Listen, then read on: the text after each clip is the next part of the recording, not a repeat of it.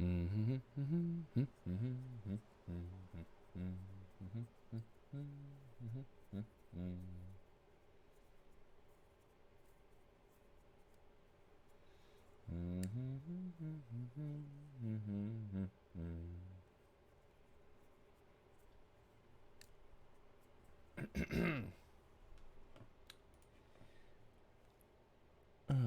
1 second. There we go, just bringing up a couple of bookmarks relevant to the stream. The timeline of the Battle of the Atlantic and the timeline of the Second World War. There we go. So we can keep track of all the events that are taking place. Okay. Wait, for real? The United States occupies Greenland. I wasn't aware of that. Really? In April? Of this year? Okay. Is there anything in Greenland? Did they just do it quietly on the sly? No one's gonna notice there's a war on. Quickly, grab Greenland. Why? Just grab it. Right.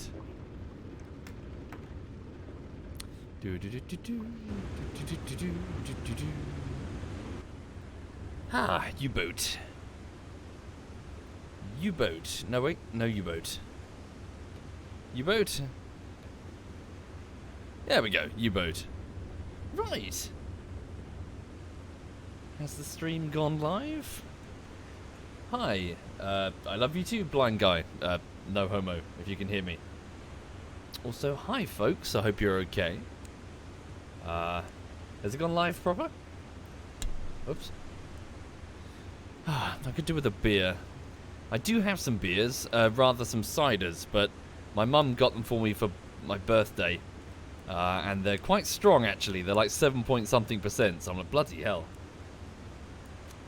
Probably not the best to be drinking on stream. Otherwise, this U-boat is going to quickly turn into an upside-down boat, and it's going to get beached off the coast of, like, Argentina or something. Thank you, Actor. Thank you very much, Actor. Anyway, hi, everyone. I can see that it has indeed gone live. I hope you've had a lovely day today. Welcome to your Monday evening. So, thank you for the subs, everyone. Sorry, I'll read them out momentarily. Just to give you an update on what's happening then, I'm trying to get a bullshittery called Divinity Bullshittery, so Divinity Original Sin, Divinity 2 Original Sin. I'm trying to get that bullshittery done. I'm currently quality assuring the 5th minute through to the 15th minute, and the whole thing is about 19 minutes long. So on that front, at the start of this afternoon, when I finished the last stream, I had 45 things to fix. I managed to fix 40 of them, so I've got 5 more that I need to do before bed, and then put the test render up again, and then watch it again, this time with emphasis on minutes 15 to 19, make a huge list of fuck-ups, fix them, rinse, repeat. So, yeah, it's fairly tedious, if I'm being honest with you. It's like, fix that animation, or that text looks weird, and lots of small things, really. So that's what I'm doing. So making some great progress. I do think, I must admit, I do think the ending is a little bit wobbly. I'm not so sure. Might need to rethink it. Let me do the test render tonight, and I'll have a think about it. So I'm just watching it all through and just trying to make the best product that I can for you, really. Oops. Oh, fuck. Aircraft spotted. Oh, shit. Periscope depth. Yes, sir. Periscope depth. I didn't expect aircraft. Yes. We've just engaged and destroyed. Okay, moving east away. So we've just attacked an enemy convoy, you see. Did a great job. It was a textbook convoy attack. Also, bear with me. The game is a little bit loud. I'm just going to turn it down. Thank you, Jack the Devil. Thank you. Hang on. And before that, thank you, Sharuto, Christas, Picalia, Regis Vrenica, MacFly Owl, Actor, RX Paralyze, and Gaming Cabbage. Thank you, all of you. You're very kind to me. Thank you for your generosity. Right, so for those who are not familiar, welcome to... One second, sorry, just turning down Silent Hunter. Welcome to February 1941. The Second World War rages on, and it's been going for more than a year now, and effectively it's... Yeah, so it's in a bit of a probably the most important moment for the battle of... the battle for Britain. Not the Battle of Britain, so the aerial campaign, but the battle for Britain. It's at the point where the U-boats are sort of their most effective. The anti-submarine technologies are still being worked on. They're getting there, but it won't be until, say, next year that things start to get really difficult for the Kriegsmarine. Right now, we're having quite good fortune. We're striking against Allied merchant shipping. On this patrol, we've actually managed to sink a total tonnage of... What was my radio report? That's Walter Herman. What was our total tonnage, sir? Report... Oh, no, wait. Radio report. So 34,445 tons of cargo, which is amazing. Of course, it should be mentioned that one of those ships might have possibly been neutral, but they were with an Allied convoy, you know, moving towards Fortress Britain. And it was dark. How was I supposed to know? So yes, effectively, if you don't know what the purpose is, we need to sink merchant shipping that's keeping Britain in the fight. So without these supplies coming in, Britain is certainly doomed. So yes, it's right now through a lifeline, a critical lifeline across the Atlantic that Britain is able to stay in this fight, and without it, if the U-boats can threaten it, then Britain will surely be forced to the negotiating table, which is what Hitler wants.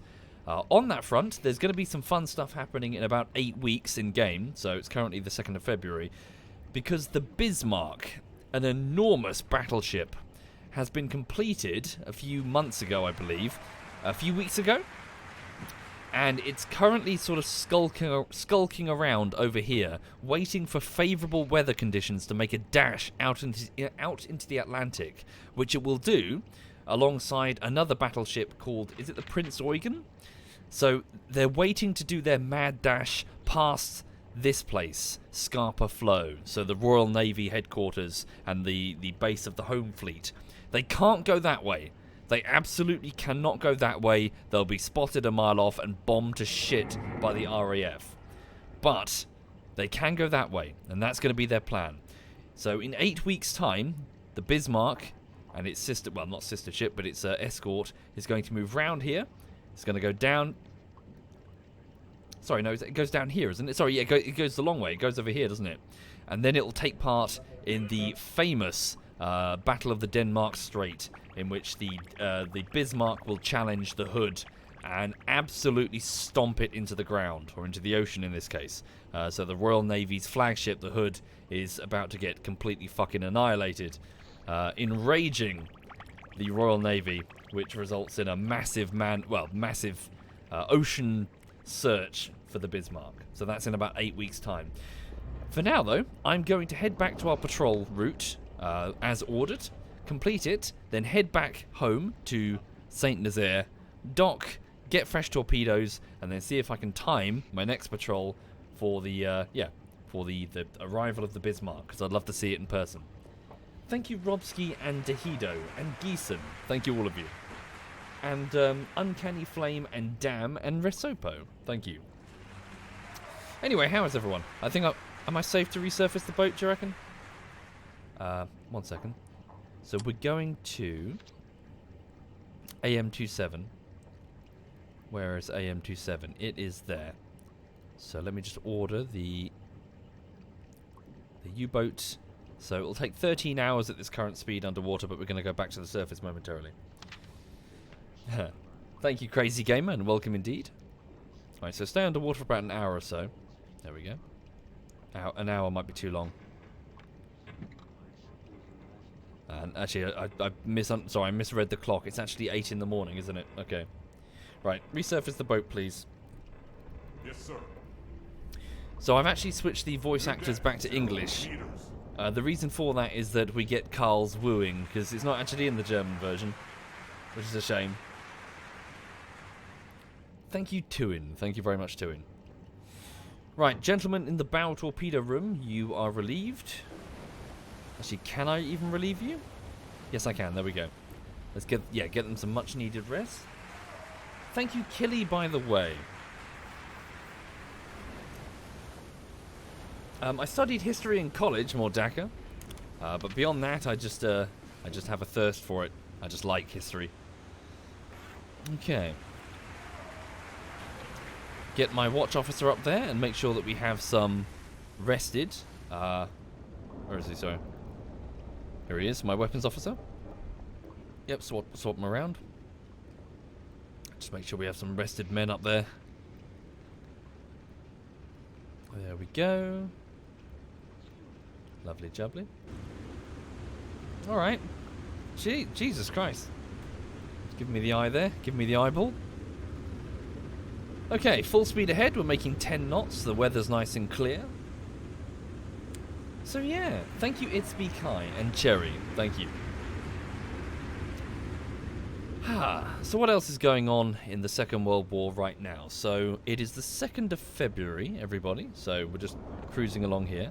Speed up time a little bit. Hang on. It's about 8 in the morning on the 2nd of February. So according to the timeline for the Second World War, so on the 1st of February, Admiral Husband Kimmel is appointed as Commander-in-Chief of the U.S. Navy in the Pacific. Tomorrow, so on the 3rd, Lieutenant Colonel Erwin Rommel is appointed head of the German Army Troops in Africa. This unit is later to be officially designated the Africa Corps. And also, Germany forcibly restores Pierre Laval to office in Vichy. So that's the puppet French government. Okay. On the 7th of February, in a few days, Operation Compass will begin. So Operation Compass, what is that, sorry? Operation Compass is... Thank you, Hammersfam and Jomo. Thank you, both of you. Operation Compass was the first large British military operation of the Western Desert Campaign, 1940 to 1943, during the Second World War, where the British, Indian, Commonwealth and Allied forces attacked Italian forces of the 10th Army in Western Egypt and Cyrenaica? Probably not pronouncing that properly. Okay. So Operation Compass begins in a few days, so that's on the 7th. And after several days of desperate fighting, a flying column of the 13th Corps, called Combe Force, cuts off the retreating Italian 10th Army during the Battle of Bida Fom.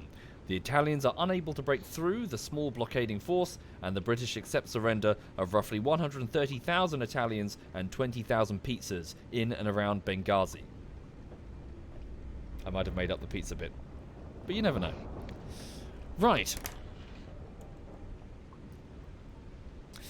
Okay, so we return to our designated patrol route. We don't have to complete this mine, but, you know, we're looping all the way around the Irish coast anyway, so why not? How's the weather? Lovely. So we're making 17 knots. Lovely jubbly.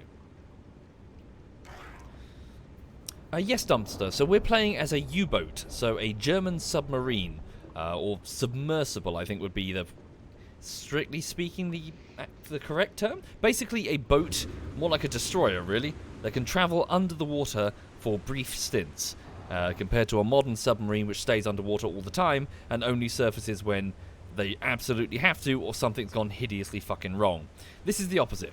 So they surface when they're in... they go underwater when they're in danger, but most of the time just stay on the surface. Or, you know, when they're attacking something, they go underwater.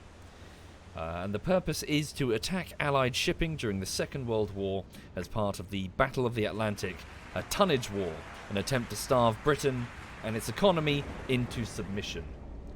Because, oh my god, that is one hell of a weakness for the UK. We are very difficult to attack militarily speaking, but we are so reliant on incoming shipping that if we were to ever lose control of the sea, we are stuffed. Thank you, VKM and Starlight. Thank you. Okay, so how long do we need to patrol? Well, 24 hours in total, but we've been here for some time. So let's keep patrolling until late afternoon. So there we go. So we're spending 2 hours just moving 62 kilometers this way. It's now 3 in the afternoon on the 2nd of February, 1941. Thank you, the Marshmallow Moose. Thank you very much. Okay. It's now 4 in the afternoon. Okay, keep patrolling the grid. So another 2 hours, let's say. Another 63 kilometers. Thank you, Sir Clone. Thank you, sir. That's very kind. Thank you for your sub bomb. Thank you. If they're supposed to be semi-permanent underwater, why my surface? No, that's a modern submarine. It's the opposite for a U-boat. They are on the surface for most of their most of the time. So it's when we spot something dangerous, we go, holy fuck, dive, dive, dive, dive, dive. Thank you, Elias. Thank you very much. Oh, really? Avalox? That's a shame. And thank you, A2SCOM. Thank you, A2. Right. Okay, it's another 2 hours, so it's about 4 in the afternoon.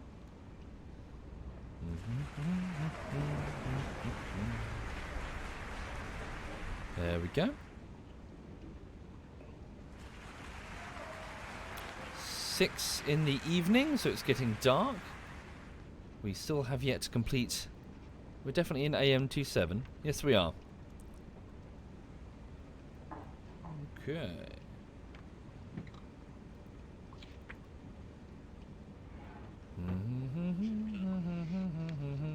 Oh, really? Says Cyrus. What, like a sim? Play it like a sim in real time. It's a bit crazy. Okay.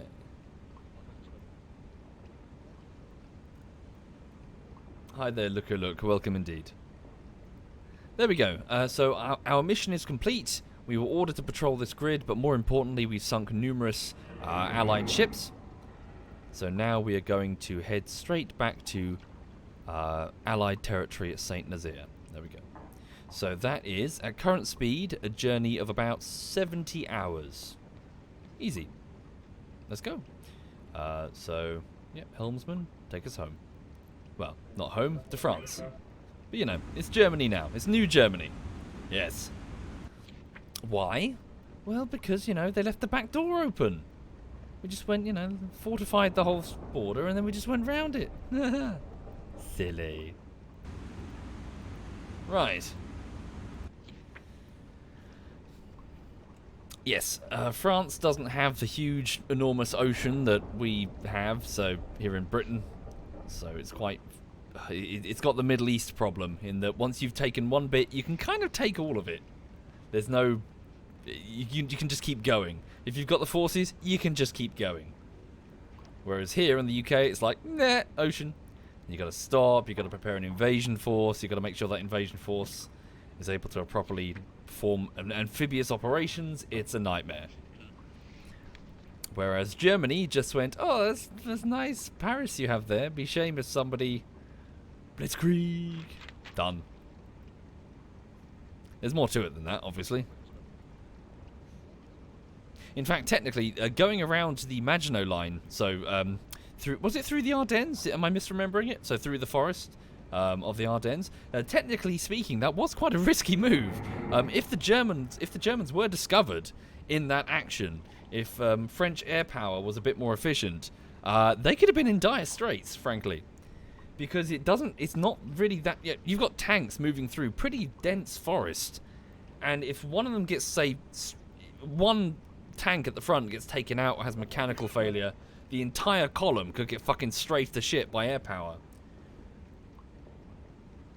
Yeah, it was a risky move. It wasn't, you know, they didn't just stroll around the edge of the Maginot Line. If they got found out, they could have been in hot water. Thank you, Heartfire. Well, fingers crossed. I hope that I can make it decent. New message received at 1 in the morning. This is from U-107 to Submarine Command. Convoy sighted, AL-2714, course east. So they've spotted a convoy at grid AL, which is here. Sadly, I would go for it, but sadly, we have a single... we have 2 remaining to... we do. Let's get home. Let's get home. Get home, get more torpedoes. How much fuel do I have? Yeah, let's not push it. Let's get home. Thank you, Zorak. Thank you. Like, if we see a ship stumble in front of us or whatever, then sure. Thank you, Vincerex. Thank you very much, Vincerex. Indeed, Mark Felton on YouTube. Yes, those videos are very good. I like the matter-of-fact nature of them. They don't do the YouTuber shit that many YouTubers do.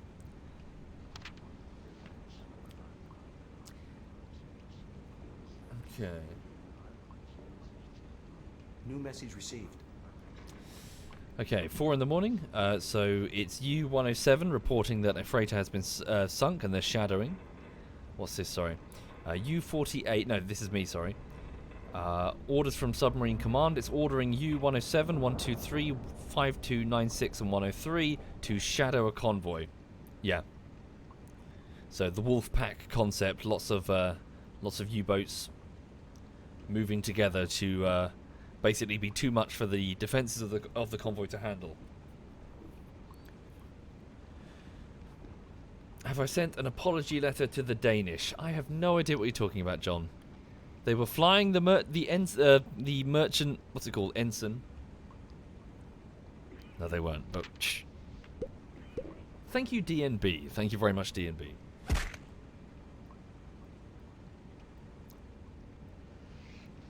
And thank you, You Should Aim. Thank you very much, You Should Aim. Okay. So in 15 hours, we should be... Yeah, we should be pretty much not entirely safe, but mostly safe. Yes, Silver. So I'm working on Divinity Bullshittery. It's about 19 minutes long, and I'm currently polishing it and fixing the errors. So it's edited, but it's full of fuck-ups. The first draft is always full of fuck-ups. So I'm just fixing them bit by bit. Sorry, bear with me. Just reaching for some water. She's good, thank you, Wing. Lulu is A-OK. Where is she? She's not on the sofa. Where is she gone? She's probably on the bed.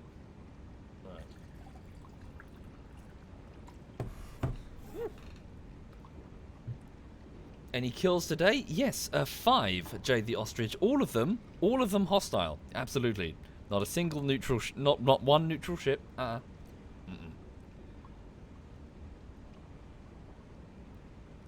Really, Ponyak. I can't remember, sorry. I've certainly never played the game through like this, so beat by beat, day by day, watching the Second World War unfold. Okay, so it's the morning of February the 4th, 1941. New message received. So yes, Rommel has just been appointed head of the, well, hasn't been named Africa Corps yet, but it will be. What else happens this month? So on the 8th of February, the US House of Representatives passes the Lend-Lease Bill. Indeed. So that is, so I presume passed, it's gone through the House of Parliament now, as opposed to just the President doing it on his own. So yes, the critically important lifeline for Britain, insofar as material and lending it to Britain in exchange for, I think, some territorial concessions. Notably things like destroyers and stuff. Because, oh my god, did we need destroyers.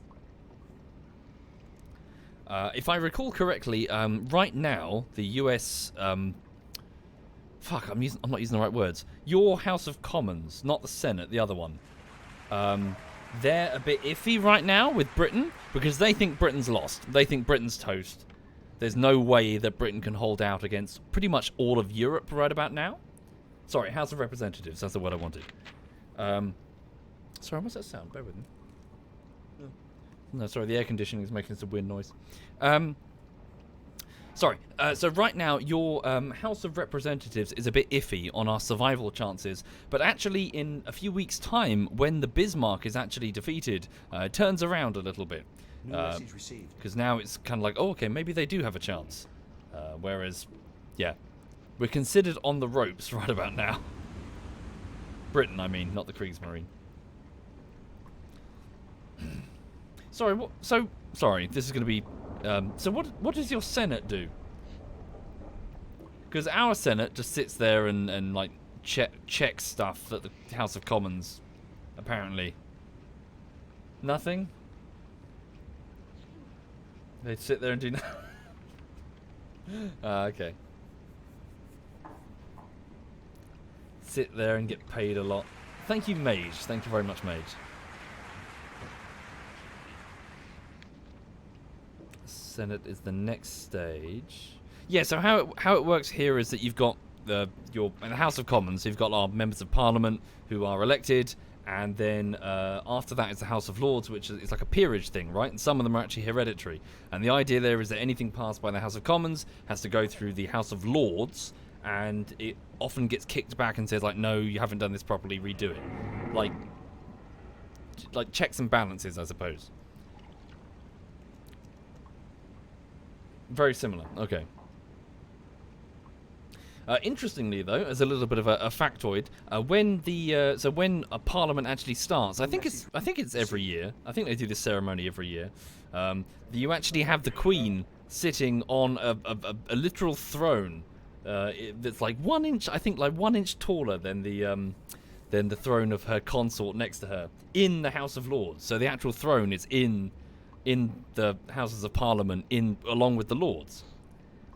And she sits there, all covered in finery, and the lords and they're all around, all the bishops or whatever.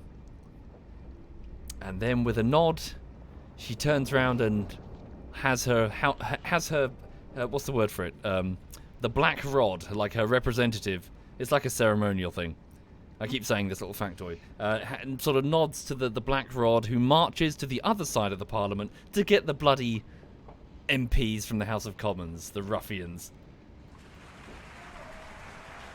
No, seriously. It's called. It's a bloke called. Well, it was a bloke. I think it's now a woman. I think it's now a serving woman. But yes, it's an office called the Black Rod. And I think they do indeed have like a cane. I think, or is it a mace? I can't remember. It's something. It's a big bludgeoning object. Thank you, Mick. Thank you very much, Mick. And indeed, so Humby knows the ceremony. So effectively, the Black Rod is to march to the other side and order the House of Commons to attend to the Queen's speech. At which point, the House of Commons slams the door in his face. No, literally, but in a playful way. But it's supposed to symbolise that our government, our Parliament, is not under the thumb of the monarchy. It's the other way round. So instead, the Black Rod has to knock and be invited in, and then politely ask if the MPs could please come and listen to the Queen's speech. Thank you, Yorkie. Thank you very much, Yorkie. Okay, we're down to 50% fuel, but we're okay. It's February the 5th. Let me just double check. It is indeed... yes, St. Nazaire. Yeah, we are indeed based here. Even if we weren't, we could still dock anyway. It's an allied port. What an absurd ritual. Indeed. It's a ceremony among ceremonies, sinless. But once upon a time, it wasn't considered so absurd. In fact, we cut a king's head off just to underline the point. Where's the port? There it is. King James? Was it King James or King's... I think it was King James, wasn't it? No, which one was it? Who was the one that stole all the pepper and got his head cut off? Hang on. English Civil War.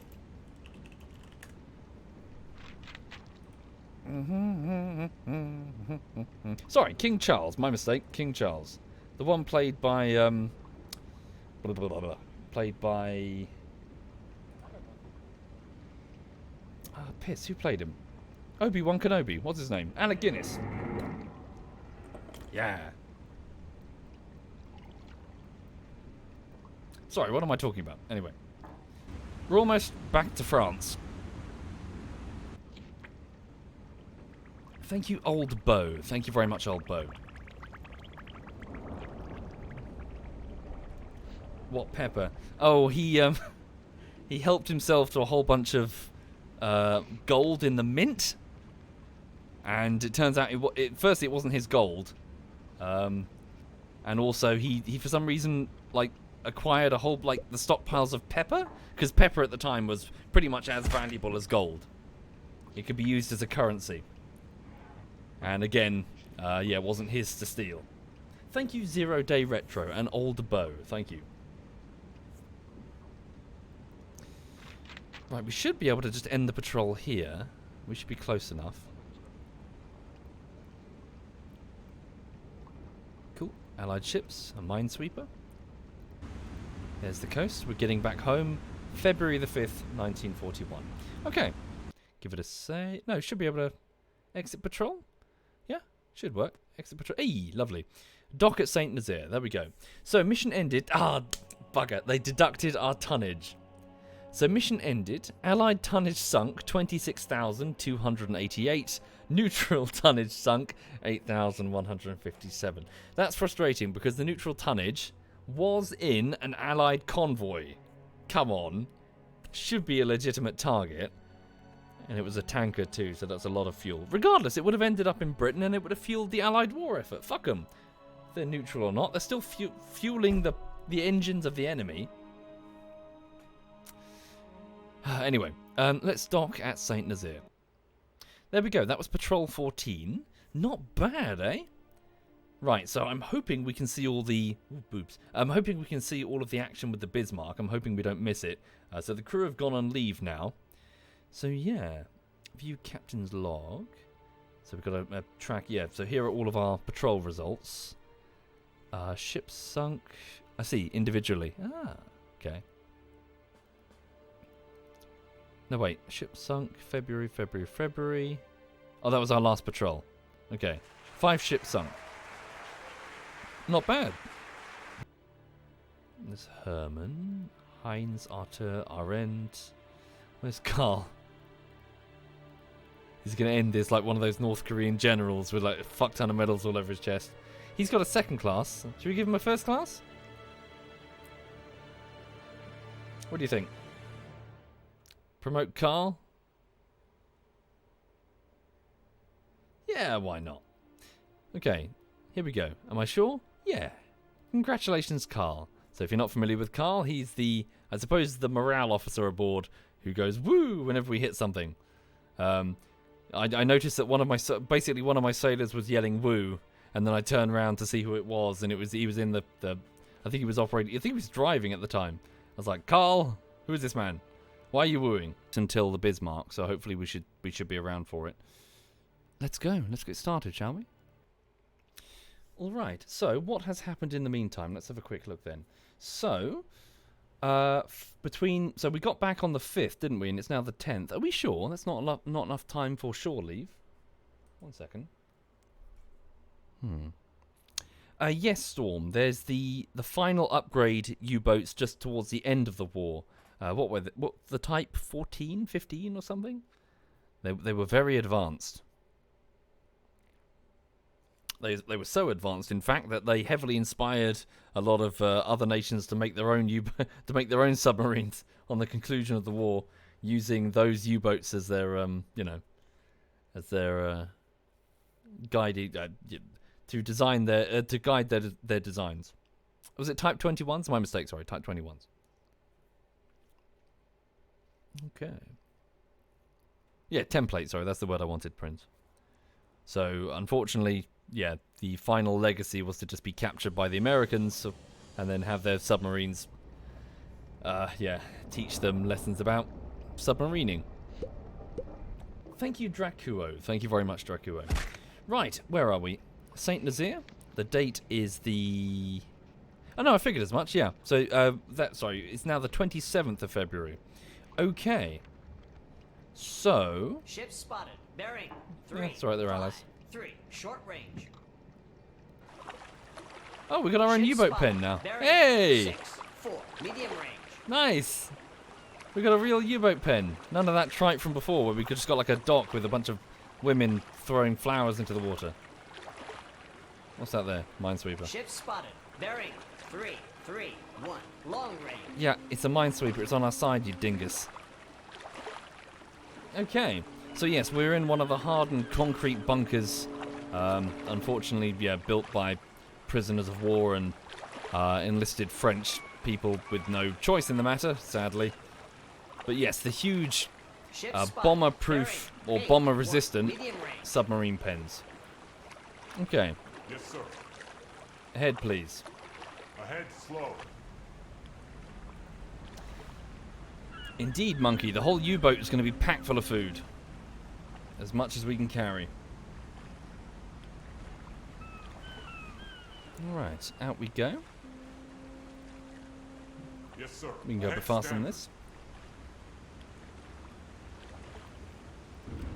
I can still hear the band though, look. So normally we start over here. Ship spotted. They're cheering Bearing nothing. 6-1. Medium range. Hooray! Unless we're deploying new stealth technology. Holy shit. Wow. Kriegsmarine is super advanced. Ah, this guy's getting on his moped. Yeah. He starts it. No, he's given up. Alright. Saluting.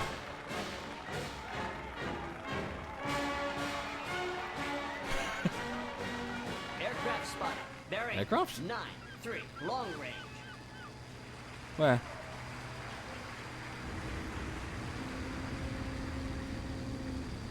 Oh yeah, look. Luftwaffe. Where are they? Too close, can't pan up. What sort of planes are they? They are BF 109. Oh, they're 109s. Oh. Cool. Good hunting, boys. Thank you, Dai Tato. Thank you very much, Dai. Aircraft spotted. Bearing 1-1. Medium range. There they are. How do you do that thing where you can cycle the camera between friendly targets? Anyone remember the button? Was it full stop, maybe? There we go. Whee! A bit loud.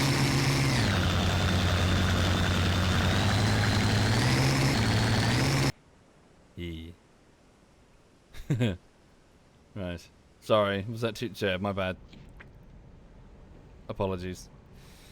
Right, anyway, so our mission, everyone, is to make yet another patrol. Now that France has fallen, and is pretty much a puppet of Nazi Germany, we can utilize their entire coast to initiate raids against Atlantic shipping without having to continually run the gauntlet of British RAF defences. So hooray for us. Saint Nazaire is particularly notable because, well, it's not well represented here, but effectively it has a very, very shallow, and it's a shallow inlet with lots of sandbars, so it's very tricky to approach without getting spotted by coastal defences. So it's a good place to build a nice submarine pen. And also, very famously, it's the site of the, so the Saint Nazaire raid, the Commando raid. When is that again? When is the Saint Nazaire Commando raid? I guess it's already happened, hasn't it? It must have done, because the Bismarck is about to make her play. Operation Chariot. It occurred... Oh no! Tell a lie. I got my dates wrong. So it's next year. March next year. Oh, of course, it wasn't for the Bismarck, was it? The raid was to stop the dry dock for the Bismarck's sister ship. Yeah. The Tirpitz, that was it, yes. So in short, folks, Saint Nazaire is the only place with a dry dock big enough for a battleship. So if a battleship gets damaged, it can go here to get easily repaired. That scared the crap out of Britain because obviously it's well out of reach of the RAF, and yeah, battleships can just go back and forth and back and forth. So they did a famous commando raid to attack it. Most of the commandos knew it was going to be a one-way trip, and it was spectacular, and they succeeded big time. They stormed the dock, they shot the shit out of everything. Many of them fought to the death. And then they blew up the dry dock. Any of the commandos make it out? Yes, some made them. So most were slain. Some were taken as prisoners of war. A couple did manage to sneak out to Spain. They managed to get all the way out, presumably with the help of French resistance. But yeah, I think the majority were taken out.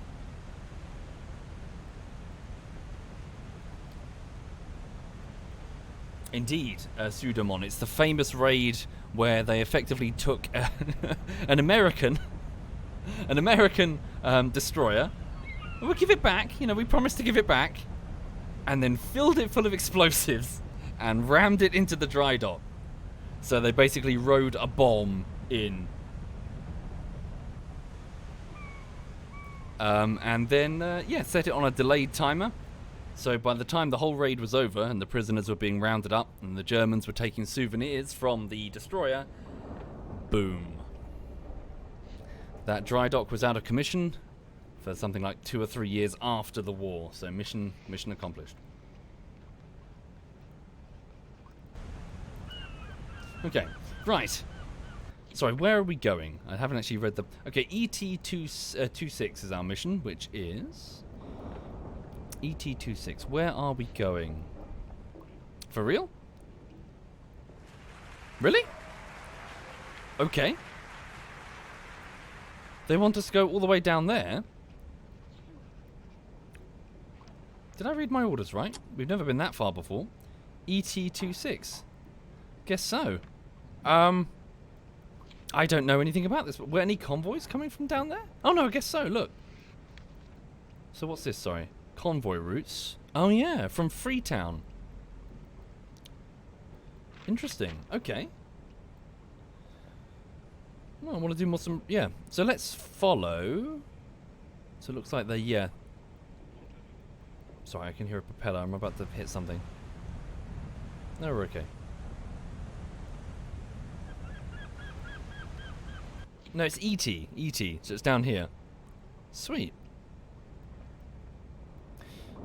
So, yeah, we'll head down there. And question is, how long will it take us to do that voyage? Yes, sir. So go up to full speed. Ahead full. Because I would like to be around for the Bismarck. I don't want to miss that. So this is, well, friendly Spain. We should be okay. So 36 hours. Thank you, Warwolf. Thank you very much, Warwolf. So take a wide berth around Gibraltar. Okay. Alright then. Okay.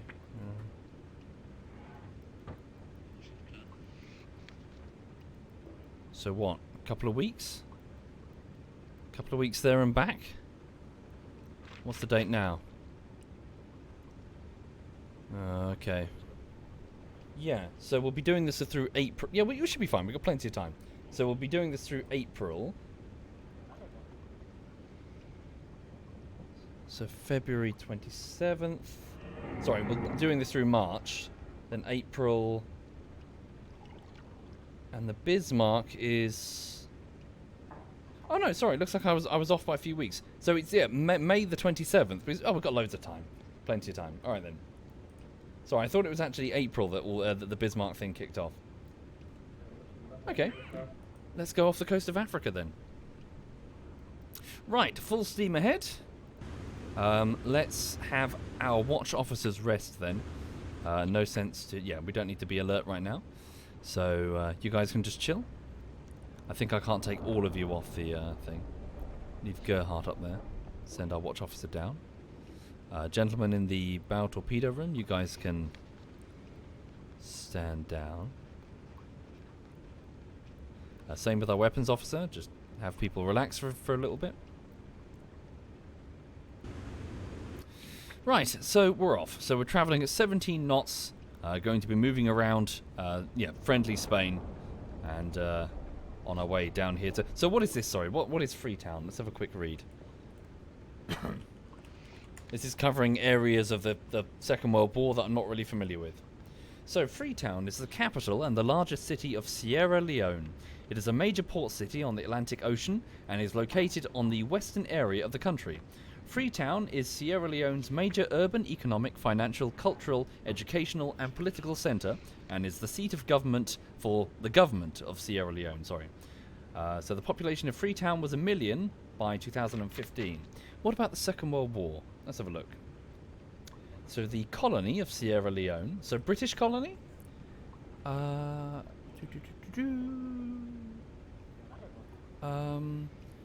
Freetown survived multiple attempts by the French to pillage it early in its creation. Okay.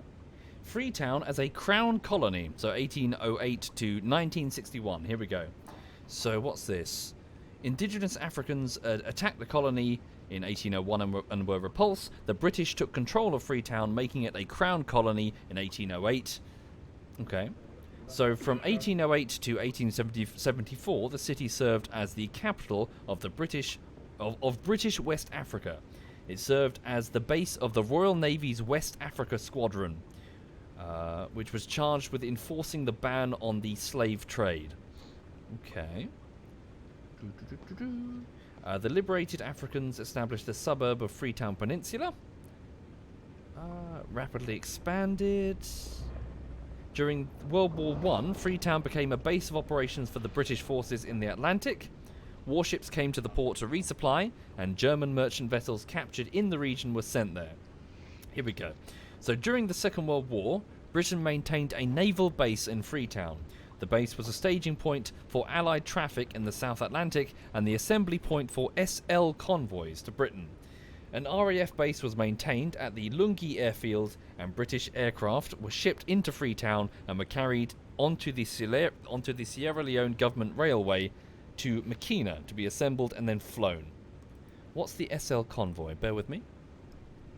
SL convoys were the numbered series of the North Atlantic trade convoys during the Second World War. 1 second, sorry. Is that marked here? SL. SL? Allied convoys.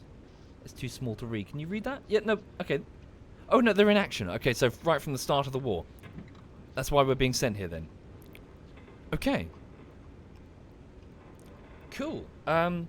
So merchant ships carried commodities bound to the British Isles. Sierra Leone to be... wait, sorry. So no, things came independently to Freetown, and then they formed the convoys at Sierra Leone in order to head to Liverpool. Okay. Interesting. 1 second, sorry. Where's my glass of water?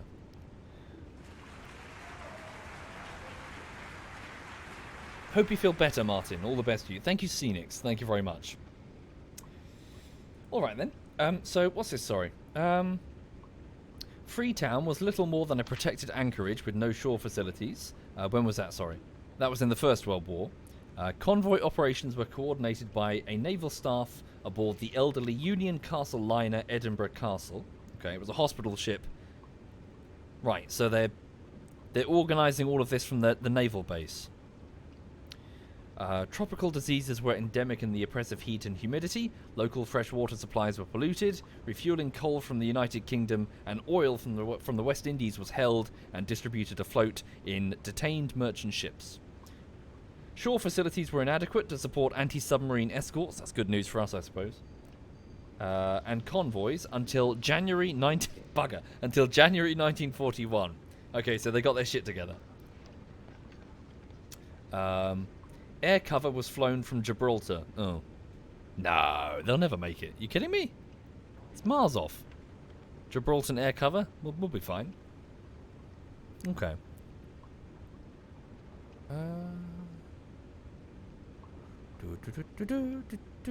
Right, okay then. So it's the staging point for a large number of convoys then. So we could get lucky then, folks.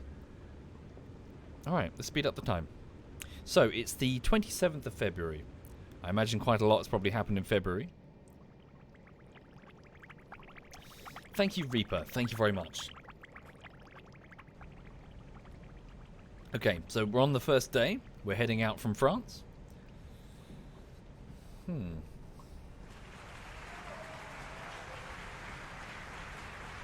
really? Muthium says, in March the 30th, HMS Hood will sail to the west of France. Oh, really? You can intercept it early. And the duel with the Bismarck will never occur. Cool. Thank you, Temptin. Thank you very much. Sorry, new message received. What's this then? One Steam... It's just a contact report.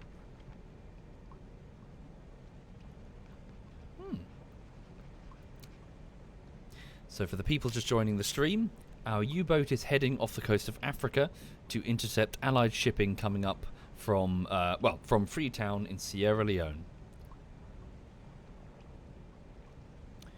The thing that I probably fear on this patrol will be getting too close to Gibraltar. So the strategically crucial piece of real estate right here. An extremely defensible position, which basically puts the chokehold on anything moving through the Mediterranean. The Royal Navy have got a lot of teeth there, basically. Okay.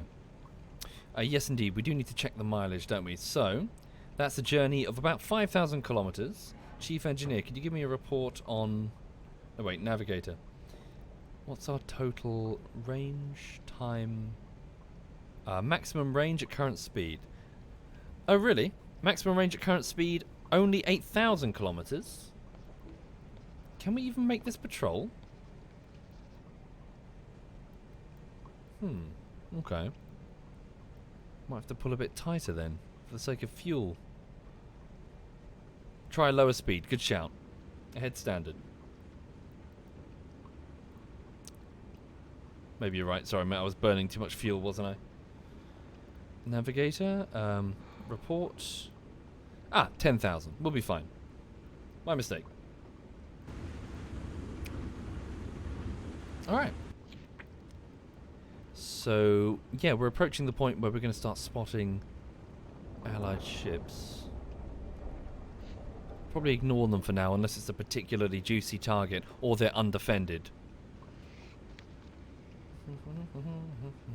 Oh, that's fine. Move with them. It's okay. Don't feed me stuff like that. That's fine. Like generalized World War II. Oh, the Hood fought the Bismarck, but don't tell me exactly where they are and when. Okay. What's this? Lone unescorted steamer. Yeah, some ships are still traveling alone. Okay.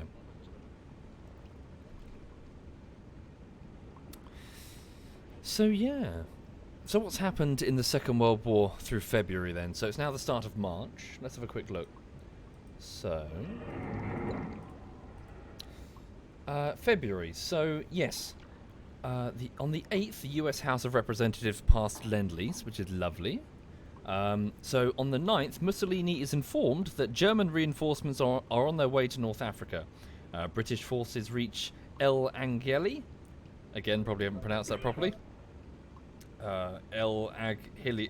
Aghelia even. Sorry.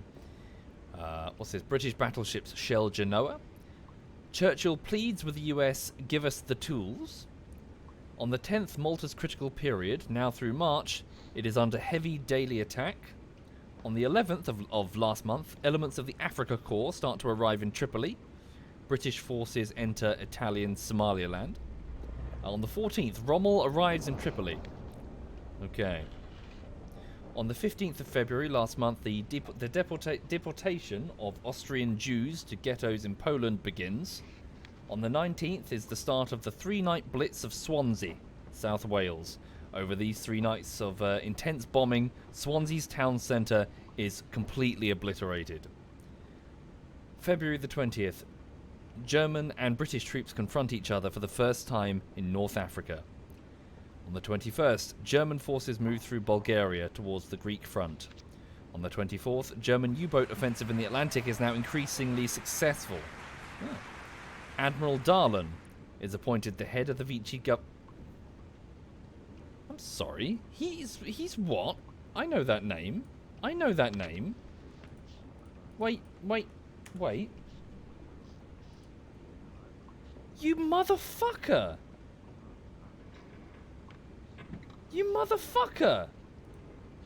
Sorry. I know... Francois Darlan. He was the admiral who fucked up big time during the negotiations at, what was it... Sorry, what was it called again? You got promoted? Jesus, you should have been sacked. I would have had you shot. The number of men you got killed. Sorry, to explain. So he was the commander who refused to meet the British captain during the negotiations at the ultimatum that the British gave at Mers el Kabir, which is the very dark moment in the Second World War where we fired on our French allies. We basically attacked their ships when we gave them an ultimatum to either join us, sail for America, and disarm, but basically don't give your whatever you do, don't give your ships to Nazi Germany. This guy, Darlan, refused to negotiate with a mere captain because he was an admiral. Basically, he got pig-headed, and it was one of the major reasons that so many men had to die, because he refused to properly negotiate. So he's now head of the Vichy government? Fuck. Yeah, it was. Yeah, there's no sugarcoating it, Grumpy. It was a very, very dark moment in the Second World War, where British forces opened fired on more or less defenseless French sailors, mainly because their guns were facing away. Yeah, it was a very sad moment. But yeah, he effectively got them killed because he refused to negotiate. Thank you, Leah9. Thank you very much.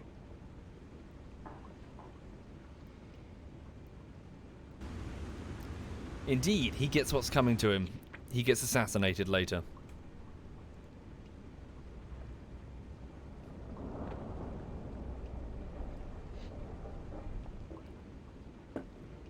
Okay. New message received. Stand by. Bulgaria has joined the Axis. Uh-oh. Oh dear. Well, good for us, I suppose. Because, you know, we're the Axis, but, yeah. Britain stands increasingly alone. We have very few friends. And the ones that we do have are very far away right now, and it's hard to offer assistance when there's an Atlantic Ocean full of U-boats, you know, in the way. Okay. What's our current range, Navigator? Reports. New message received. Maximum Yes, sir. range is 10,000. We're fine. Hello, what's that? Ship detected. Radio broadcast 5 minutes ago. Yeah. Now let's focus on getting our patrol done. I want convoys, not some dinky little ship.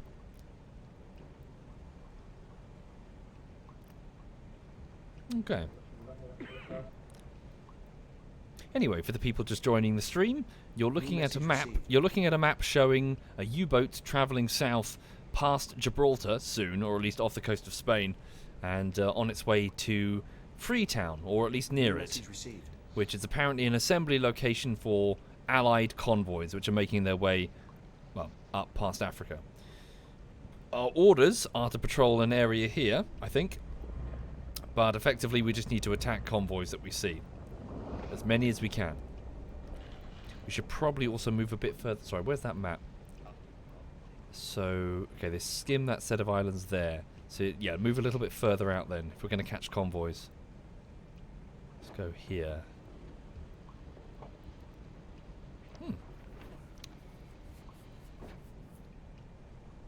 And we should probably get our watch officers back on duty then. So it's now the 2nd of March. We've travelled, yeah, quite New far. message received. More messages are being received. Stand by. Just patrol orders for the U-boats and contact reports. Thank you, Raven. Thank you very much. Welcome indeed, Raven. Okay, one officer. Let's get some more guys up there. Officer of the watch, please return to your station. So watch out for it. Yeah, so we can potentially bump into some convoys now, so let's keep our eyes open, eh? Yes, indeed, George. So there's a resupply ship. They're marked blue, I believe. So yeah, there's one, and there's one. So in ostensibly neutral Spain, there's a supply ship that is quietly rearming U-boats without trying to cause an international incident. Indeed, Raven. Where is she? She's okay. She just flopped behind me. She's a happy dog. Sorry, speeding up the time. Alrighty then.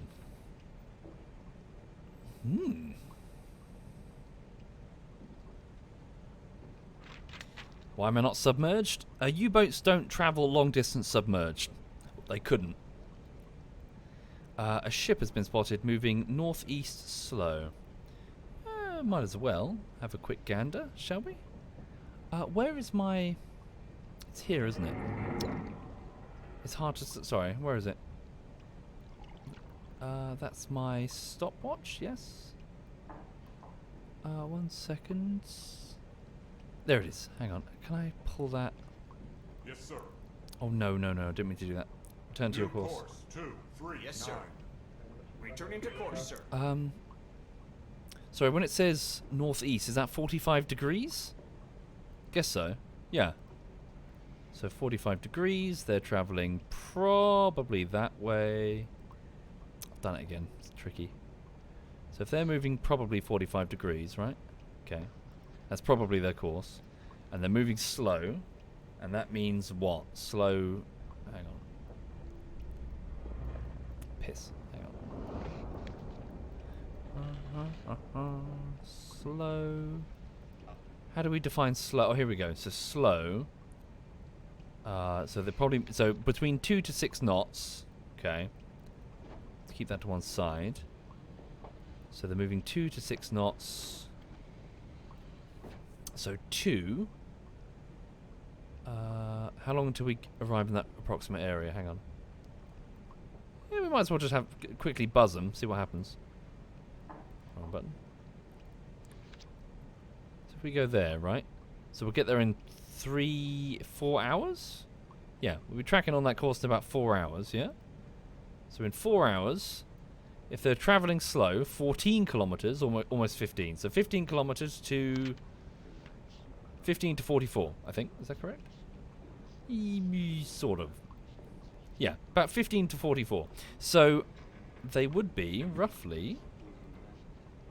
Okay, well, so fuck, Jesus, 15. That's the lowest estimate, right?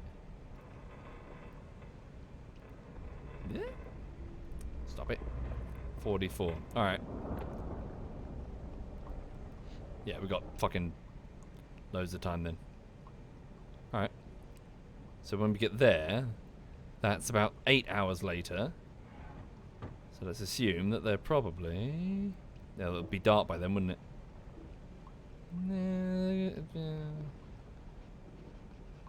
Oh no, wait, I went...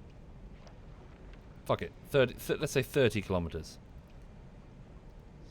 Well, I fucked it up, haven't I? 30 kilometers more than that, I guess? Oh, fine. We'll just see if we bump into... I don't really care too much about one lone ship. Here we go. Speed up time. So there'll probably be... So when we hit this point here, you ready? Okay. So it's 9 in the evening. So they are definitely somewhere here. And I'm hoping we just bump into them. So it'll be another 3 hours. New message received. Okay.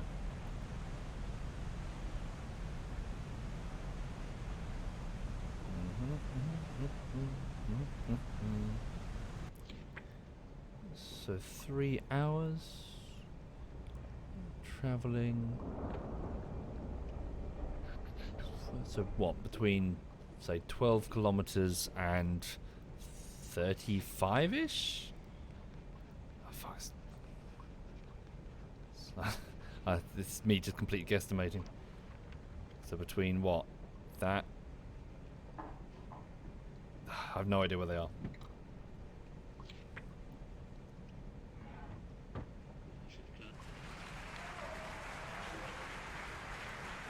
Thank you, Apple Pie. Thank you very much, Apple Pie. Keep our eyes open, see if we can spot them. So they should be roughly in this area.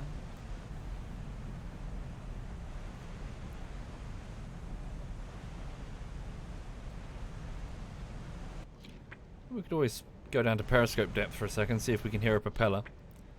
So our hydrophone range is about that, roughly. Yeah, fuck it. Yes, sir. Take us down.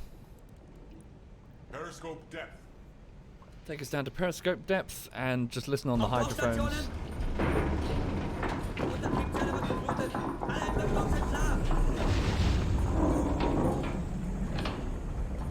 We're not going to waste like a shit ton of torpedoes, but if it's a really sweet target.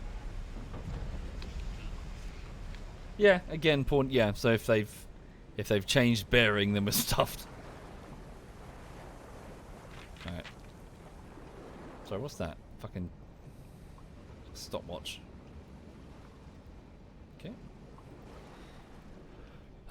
Right. Just current depth. Speed up time.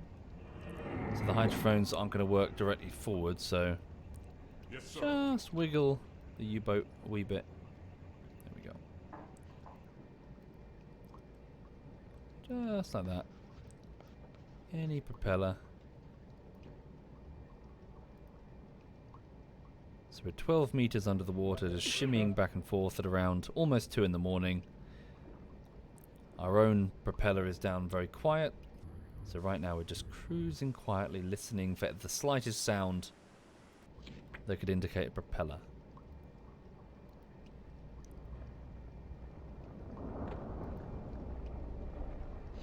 Okay, it's just past 2 in the morning.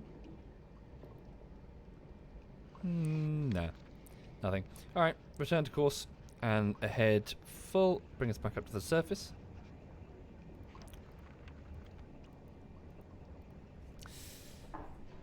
Yes, we can in Dakota, but if we did rearm, it would count as shore leave, so we'd be there for a few weeks and we'd receive new orders. So we couldn't, as far as I know, sorry, we can't just stop and be like, hey, more torpedoes, off we go. It's effectively a new mission, I think. And Porniak, when I tried to modify this thing earlier, it just started crashing like crazy, so I didn't want to touch it too much.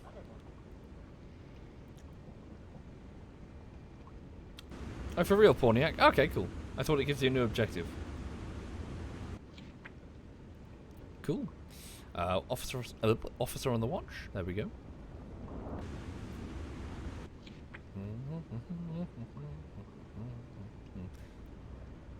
Hi there, Anony. Welcome indeed. Yes, I'm just being a U-boat captain. Okay. No sign of whatever ship that was. I presume they've slipped past us in the darkness. Yeah, no problem. Right. Let us continue on our merry way, looking for some lovely convoys to attack, eh? So that's 2,770 kilometers, and at current speed, we've got 9,472. So an easy, yeah, get there and then come back. Delete these, don't need them. How's the immersion in the game? Pretty damn good. Especially with the Grey Wolves expansion, which gives you like a blow-by-blow account of the war as you go. So right now it's the 3rd of March, 1941. What's going on right now? Let's have a look. So on the 3rd of March, on the 1st of March, sorry, Hitler gave orders for the expansion of Auschwitz, the Auschwitz prison camp, to be run by Commandant Rudolf Höss. Also on the 1st, Bulgaria officially signed the Tripartite Pact, so that must have been bringing them into the Axis there. On the 4th, so tomorrow, British commandos will carry out an attack on oil facilities at Narvik in Norway. Also, British military forces in Libya are thinned down as some men are sent to assist the Greeks in their emerging battle with approaching German troops.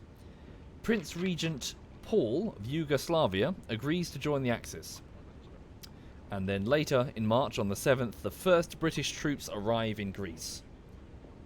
Oh no, and on the 8th, the first bomb hits Buckingham Palace. Yikes.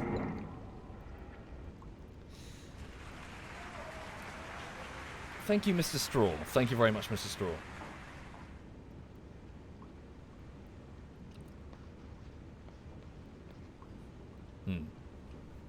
New message received.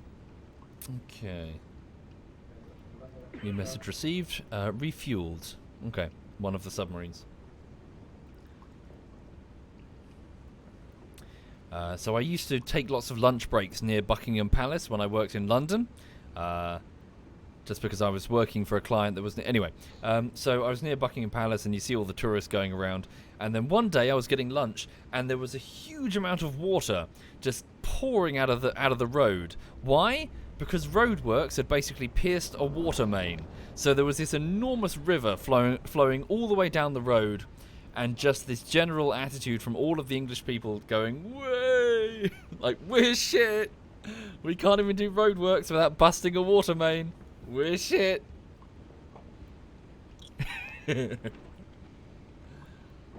Like, it was proper, like, holy shit, like super high pressure as well. It wasn't just like, oh, it's a pipe with some water. It's like, you know, fucking, like a water rapids.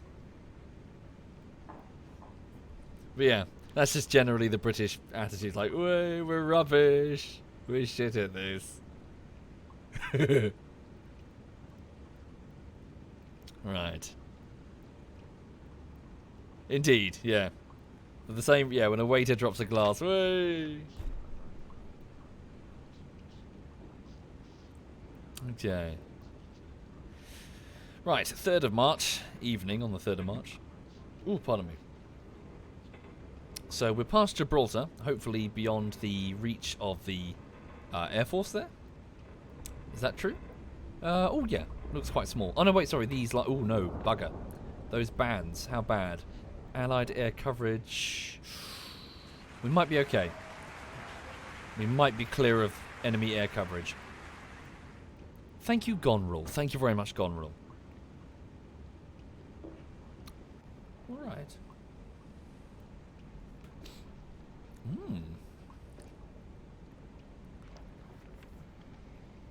Oh, hello. Sorry, we just got a ping or something. What was that? Ship moving directly north, medium speed. At, now, in fact. Again, I would really like to hunt convoys rather than waste time hunting individual ships. Unless they're in front of us, and it doesn't take much to divert course. Let's focus on finding a nice convoy, shall we? Thank you, Overhide. Thank you very much, Overhide.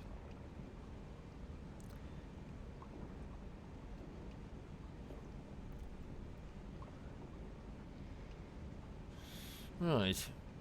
Have I gone to New York City? No. I believe America is still neutral right now. Eventually, when they do join the war, historically speaking, they are not prepared for the U-boat threat. Apparently, U-boat commanders had like a second happy time. They could go to America and find that the entire fucking coast was just lit up, like there wasn't even a war on, and they could just spot the silhouettes of targets through, you know, just the against the lights of the coast. It was easy, apparently. It was a turkey shoot. And then America very quickly appreciated the danger of the U-boat. And, yeah. Got their shit together. But initially, apparently, it was a... Yeah, it was a turkey shoot. Okay.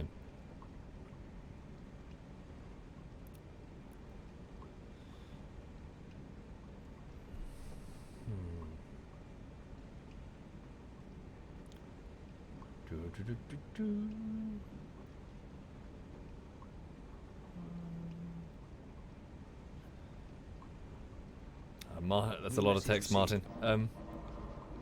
During his internship at an IT company, one of the locations we provided IT support for had a roadwork nearby. The foreman told all of the men working there, if you cut that line, I will haunt you to your grave. Guess what? 5 hours later, they completely cut...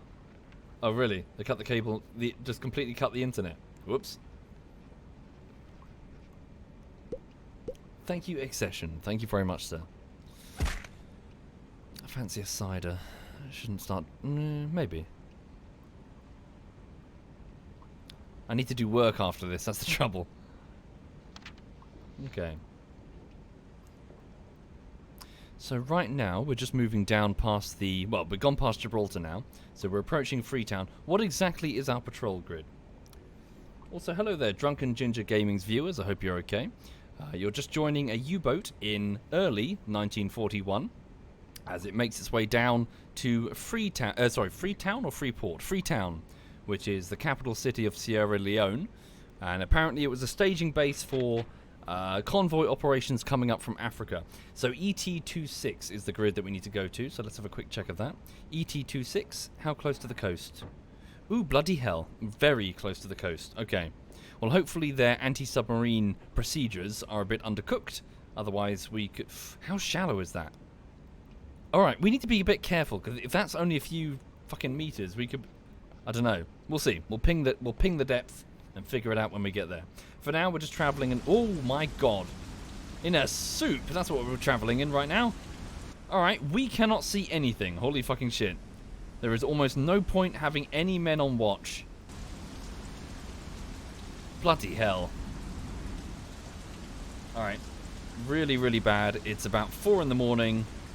Stormy conditions up here. Thank you, Silver Swarf. Thank you very much, Silver. In which case, let's bring down... Stand by. Yeah, bring down the watch officers into the quarters. Leave just one man up there. Eugen, you've picked the short straw. Because until this weather clears, watch officers are a waste of time. Okay, so we're travelling at 13 knots. I'm sure the boat is, moving around. Ugh. People are going to, probably feeling quite seasick. Listen carefully for any radio communications, so any convoys. New message received. New message from U95 to U48. No, sorry, to Submarine Command. So sunk lone 5,070 ton motor ship at AL 3534. No torpedoes remaining. What was U95? Let's have a quick look. Out of curiosity. U95. German submarine U95. Laid down in 1940. One second. German submarine U95 was a Type 7C, so a slight upgrade onto the one that we have now. She was laid down in September 16th, 1939, at Kiel, so that was the first harbour that we were stationed at. She was sunk by a torpedo from a Dutch submarine. Oh dear. HNLMS 021 on the 28th of November 1941 in the Mediterranean Sea. Okay. So, it's her final year of service. Did any men escape? I don't think they did. 4th patrol. 7th patrol and loss. So, the submarine successfully forced the heavily defended Straits of Gibraltar and entered the Mediterranean Sea, but she was sunk by a torpedo from the Dutch submarine. 35 men died with the U-boat. There were 12 survivors. Okay. Right. Anyway, sorry for the people just joining the stream. I hope you're okay. I hope you're having a nice start to your week. Yes, do you mind if I'm just going to grab a cider from the fridge. I fancy just going to wet the whistle. Hang on.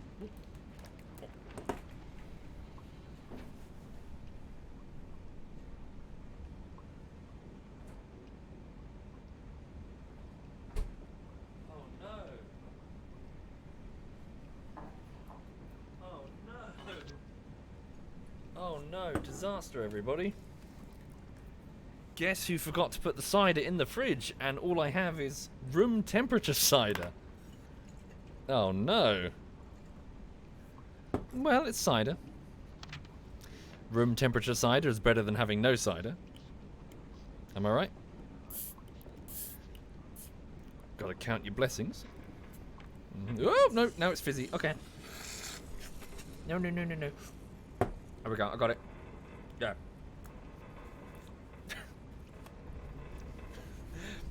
I imagine the crew are turning around staring at their U-boat commander trying to stop a fizzy bottle of cider. There's no clean and dignified way of doing it. There we go. Right, speed up the time once again. What's the date? So it's currently the 5th of March, 1941. We started on the 27th of February, didn't we?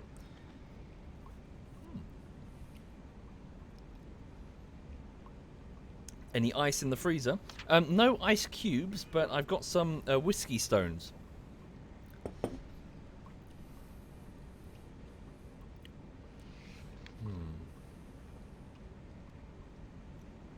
New message received. New message received. It's from U-106. Refueling at same location. So, yeah. They're refueling at supply convoys. Supply U-boats.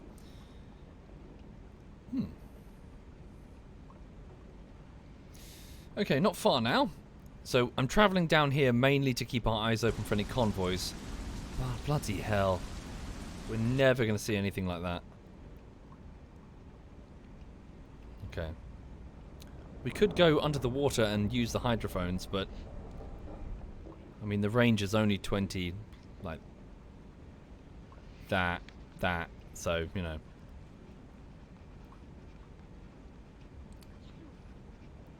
Okay.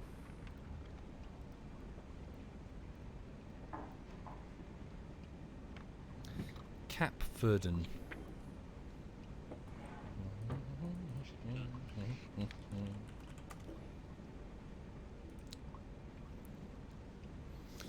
So the Republic of Cabo Verde? What's this, sorry? Archipelago island country in the central Atlantic Ocean consisting of 10 volcanic islands with a combined land area of 4,033 square kilometers. These islands lie between 600 to 850 kilometers, referring to this, sorry, nautical miles west of Cap Verde, situated on the westernmost point of continental Africa. Okay. It's an archipelago that was uninhabited and words I can't even, sorry. Uninhabited until uninhabited. New message Uninhabited. What's wrong with that? Unoccupied until the 15th century, when Portuguese explorers discovered and colonized the islands. It declined economically in the 19th century due to the suppression of the Atlantic slave trade. Oh, okay. Was it doing anything in the Second World War?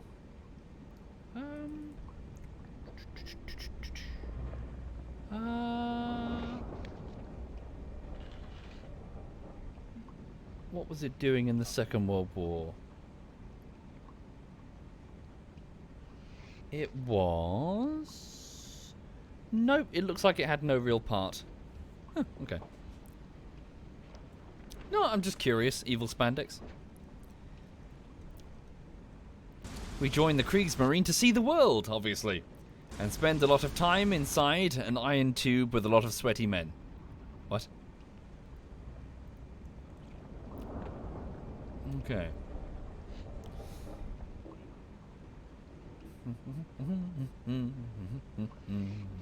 Oh no, sorry. I thought that was a convoy ping. New message received. New message received. Large convoy sighted outbound, course west. Where? AM. It's all the way up there. So yeah. It's coming into Liverpool, I assume? Yeah, probably. Right. Okay. Oh, sorry. So we're about to lose the light again, but in these conditions we're not going to spot anything. We're not going to spot anything either way. We're going to need a radio report. Yeah, we'll never be able to spot anything. Oh, Battleship Howe corrects me and says that the Allies occupied Cape Verde in 1941, and it was an important supply stop for Allied shipping. Oh, really? Oh, I didn't catch that on the wiki read. Good to know. New message received. Okay.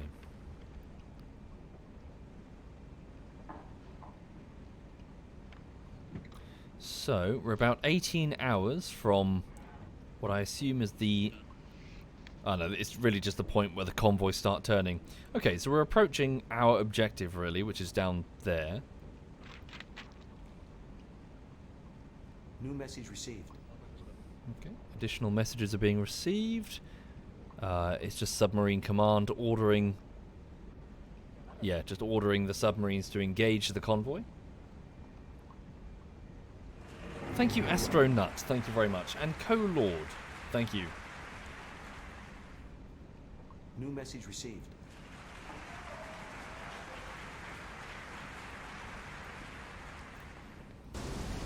Can't God damn, in these conditions we could have gone straight past the convoy and would have known. Nightmare.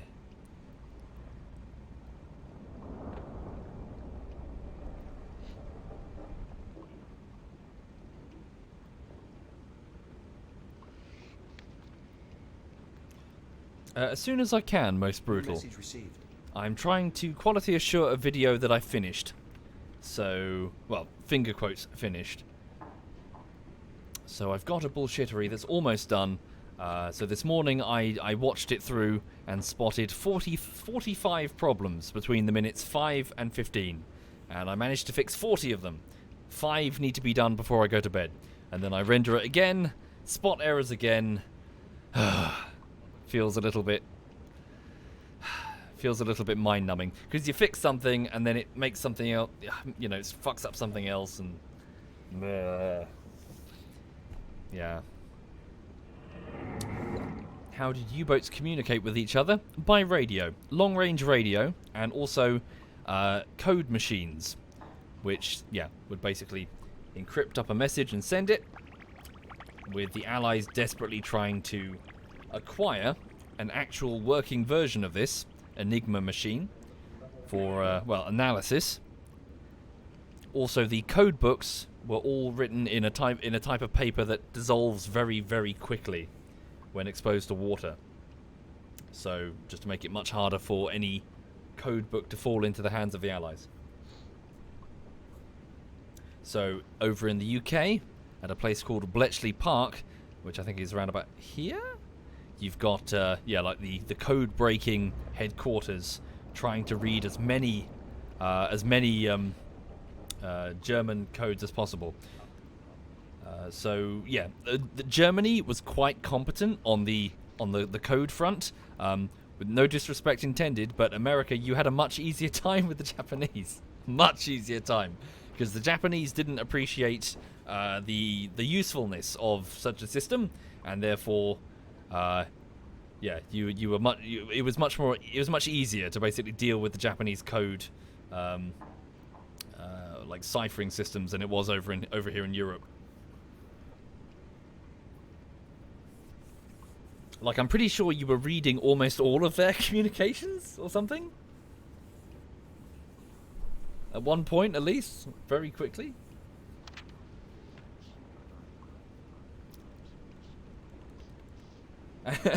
and then almost to sort of flex on them, you created, like, is it still to this day the toughest code ever when it comes to radio communications?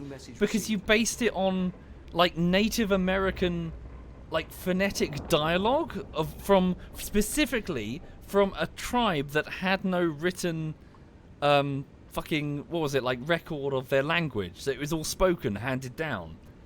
So the Japanese had no fucking idea what you were talking about. They were like, what? Like, fucking... They had no chance of just, like, I think to this day it remains so basically Native Americans, you had Native American operatives who were speaking code in their own language. So they were already speaking a code, but it was in a language that even if they got the code books, they wouldn't be able to understand it, if that's correct. I think that's correct.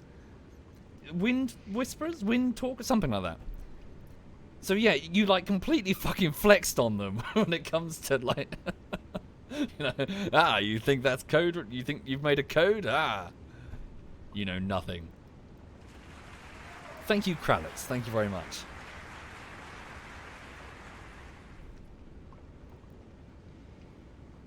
Yeah.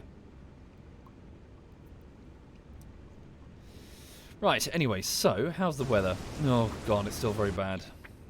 I'm going to get watch officers on duty anyway, just in case. Oh, jeez, what is even the point? I mean, we can't see anything in this suit. Let's also go to periscope depth for a second. I don't know why I'm ordering this if I'm going to say periscope depth. Fuck it, periscope depth. Yes, sir. Maybe we'll get lucky, who knows. Periscope depth. In fact, go a little bit deeper than periscope depth. Take us down to 20 meters. Chief Engineer, give me a... I've just overridden...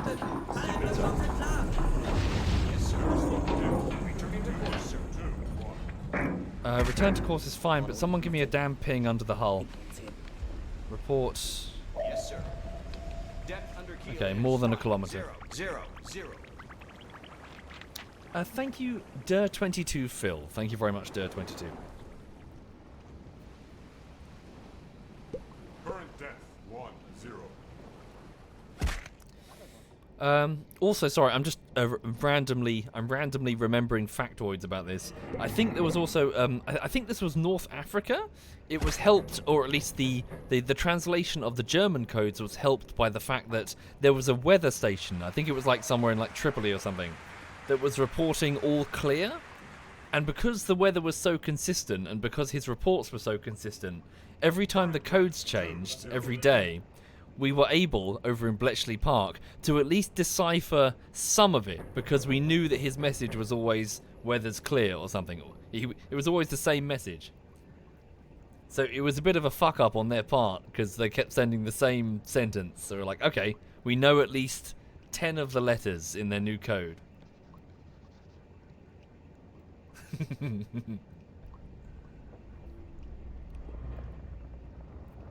Okay. Right, so we're underwater. Don't stay under here for too long, because it will drain the batteries. 0 meters. Oh, really, Lobby? Did they do, like, tours or whatever? Thank you, Earl of Nothing. So under the water it's calm, but up there, fucking hell.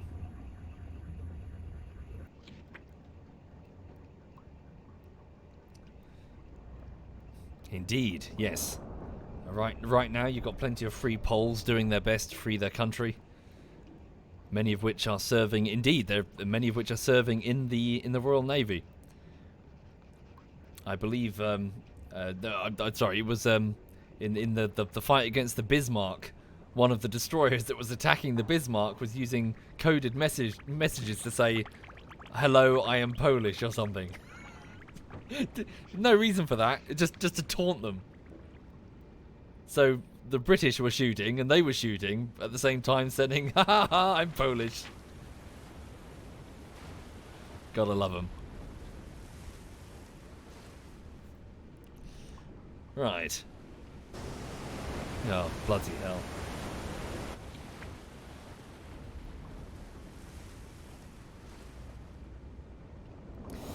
So we're moving at 10 knots on the surface. Our patrol grid is it that one? Or? No, I don't think it is. ET26, so it's here. Okay. So we sneak off the coast of Freetown, and we see if there are any convoys to attack. If there are no convoys, we could always poke our heads in Freetown, see if there's anything worth sinking. New message received.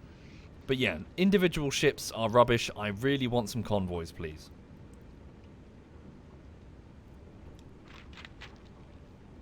Okay. Speed up time.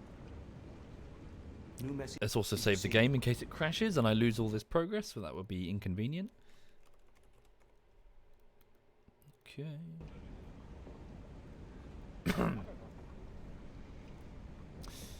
Anyway.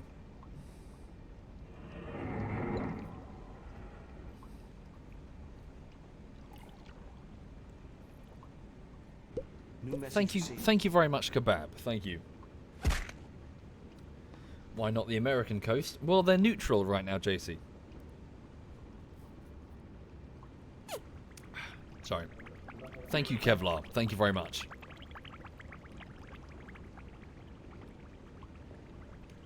Nope. Operation Barbarossa has not started yet. That will be in... Is it 1942? When's Operation Barbarossa? Thank you, Mr. Universe. Thank you very much. Or is it 1941? Really? Fucking hell. Is Hitler in a race to get defeated? So he's nowhere near dealing with the British. And he races off to attack Russia? Well, obviously the reason is he hopes that he can knock Russia... Oh. Ooh. The game just crashed and I just saved it. Wow, that was fortunate. Holy shit. Holy shit. Okay. That was, yeah. Good save, literally, yeah. Wow, okay. Let me just, sorry, yeah. The game can sometimes crash. Yes, well, the reason why he attacked Russia was because, well, it's all to do with his the ideology thing. But truth be told, Russia could. So Germany was always struggling for resources, big time, and Russia was standing there with an axe pretty much over Hitler's head the whole time. When it comes to oil, they were providing about, was it a fifth of all oil for Germany and its war efforts? So if at any point,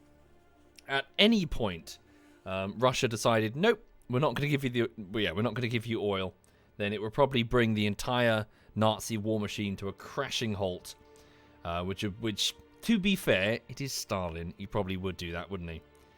And also, yes, there's the ideology, incompatible ideology, and the fact that also Russia has demonstrated that they are extremely incompetent, militarily speaking, for a tiny nation. Was it Finland that basically kicked the crap out of them like 1 year earlier? So, yeah. German planners were hoping to more or less steamroll through Russia, take the oil fields, and knock them out of the war quickly. And they had good reason to think why that might be the case, frankly. It wasn't just like a stupid move. Based on their earlier performance, Russia was pretty fucking humiliated. But the trouble is with Russia is that, the main advantage of Russia is that they can sell so much territory. They've got so much ground that they can sell to the enemy and still remain an effective combatant. So, all the while, Germany steamrolls into their defenses and they just fall back or are pushed back. That's more territory that the Germans have got to march their forces through. So greater logistics chains that they've got to support through unfriendly territory, and the Russians can keep selling it. They can just keep selling territory without, while still remaining an effective combatant. Whereas Britain, if you were to attack Britain, by the time you get here, we've lost. Like, if you take this amount of territory, Britain has lost the war. There's no coming back from that.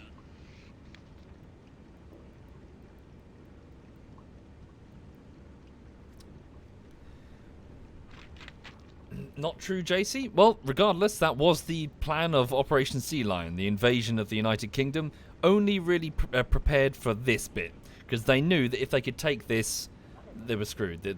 The Britain would have no choice to surrender. No choice but to surrender. I believe it was Rommel who came up with those plans? I might be mistaken. But yeah, so the plan was to just secure this bit, get here, and then bring Britain to the surrender table.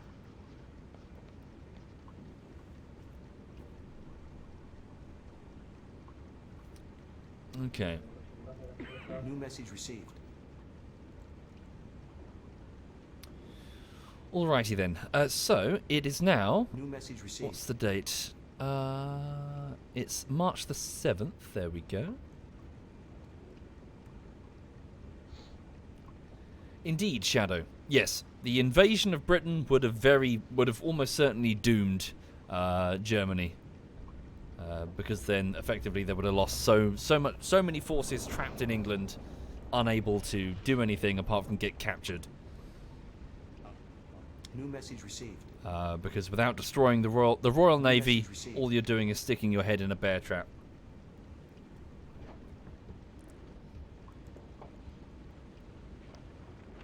New message received. Sorry, why am I getting spammed? It's so Submarine Command is asking, report current status and position of convoy OB293. So wait, they found a big convoy? Yes, they have. Multiple U-boats have found a big convoy.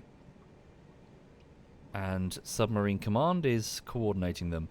AM1423, so that's off the coast of Ireland. Okay. New message received. Thank you for Kirasid. Thank you very much, sir.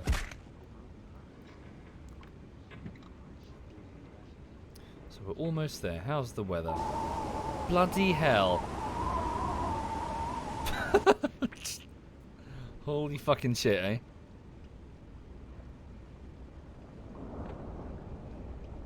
What's the U-boat's power source? We have a diesel engine and electric, well, an electric engine and batteries to serve it.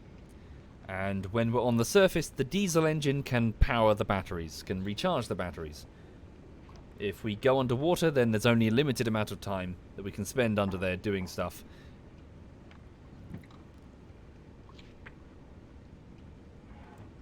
Okay.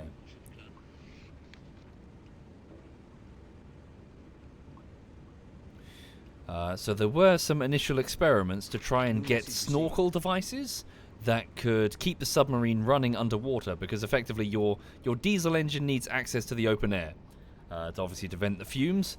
And yeah, so there was the hope that using a snorkel, just like the periscope, stick it up there, dive underwater, you can keep moving around with the diesel engine, keeping all the lights on. The trouble is, snorkels were incredibly temperamental. Getting them working was really hard, and if they get swamped, then, well, your diesel engine just got swamped with seawater. More frustratingly, if they get swamped, they could potentially block, and if they get blocked, then all of a sudden your diesel engine is pulling in air from a pressurized container with lots of men in it. This results in very painful ear injuries to the poor men stationed aboard the submarine with the swamp snorkel, almost certainly forcing a surface of the boat. Yeah, so basically snorkels were a pain in the fucking ass.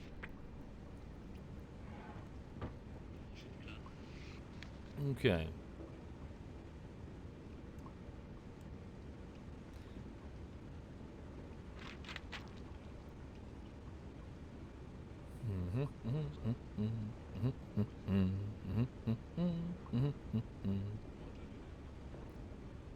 Okay. So, yeah, bloody hell, the weather has been terrible all the way here. Really, genuinely horrid. We had lovely, calm waters up off the coast of Britain up there, but down here off the coast of Africa, it's a nightmare. Okay, what's our current range? Let's have a look. Message received. Navigations officer, give me a report. Yes, sir. Maximum range at current speed is 5,000. We should be a bit careful. We need to make sure we can get home. Well, if we can't get home, we could always drop off and, yeah, get resupplied. But I want to make sure that we see the Bismarck.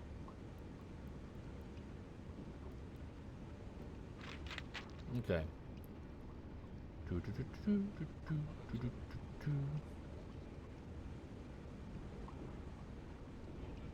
New message received. Jesus. Whoa! Underwater.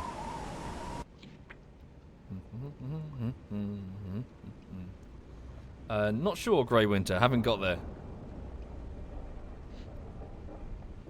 I'm surprised we got no radio contacts on any convoys. You think there would be one or two?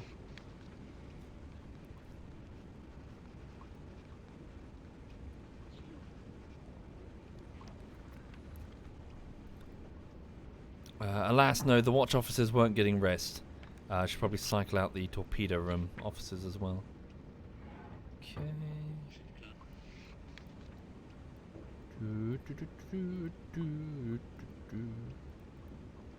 Where's Watchman? Go up aboard. There we go. Just moving people into the bow quarters so they can rest. Alright. Jesus. So, how's the weather? Yes, sir. Overcast? No. Visibility's poor. Okay. Let's give it another save just in case it goes and crashes. Calling this one Toto's Africa. There we go, just call it Toto's. Right.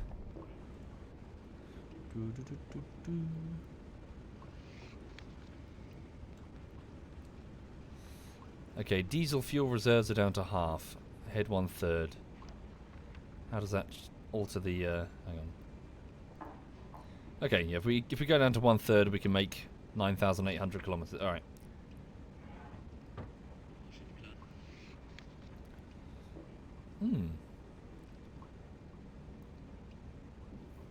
Yeah, bloody hell, we can't get anything in this weather.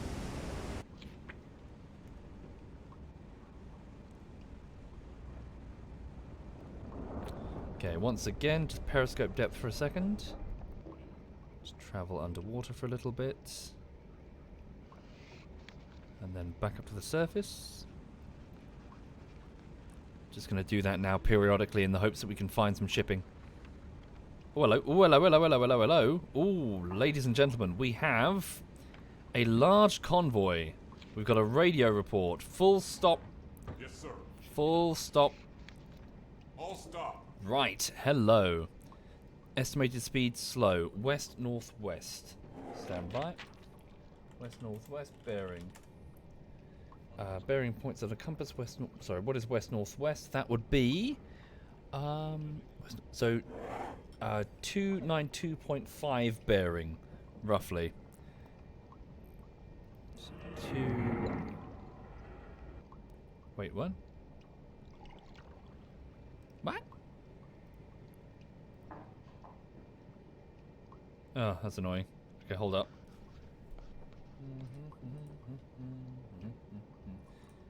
What am I after then? So it is north.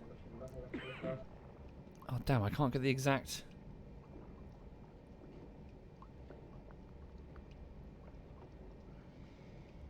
So what would that be? What's its equivalent? 70, I guess? Yeah, roughly 70. Okay, so they're roughly that. Okay. Oh, I've done it again.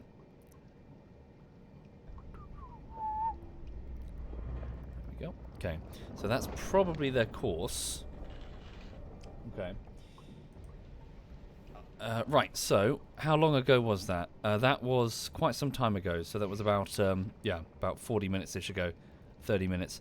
So let's start heading in that general direction. Keep us down Yes, to sir. about 1/3. Ahead 1/3. Okay, so keep moving in that direction.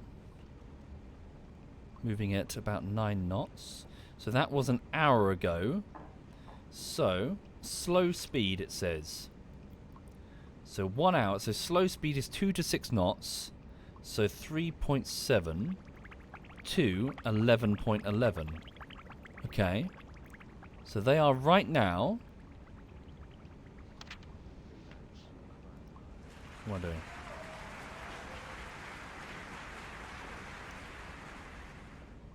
Yeah, so they barely moved at all then. So if I were to move to intercept, so yeah, let's book, push the engines kind of hard then. Bear with. What course? Oh no, that's not good. Where are they going? Are they going that way?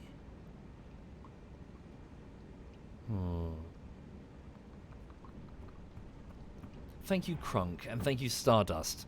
Thank you, both of you. Shit. I reckon they're going to be turning closer. Yeah, I reckon they're going to go that way. Okay. So how long will it take me to, if I up speed? Ahead full. Thank you, Crundug. Thank you. Standard. No, go up ahead full. So that's a 15-hour journey. 13-hour journey. 283 kilometers, okay?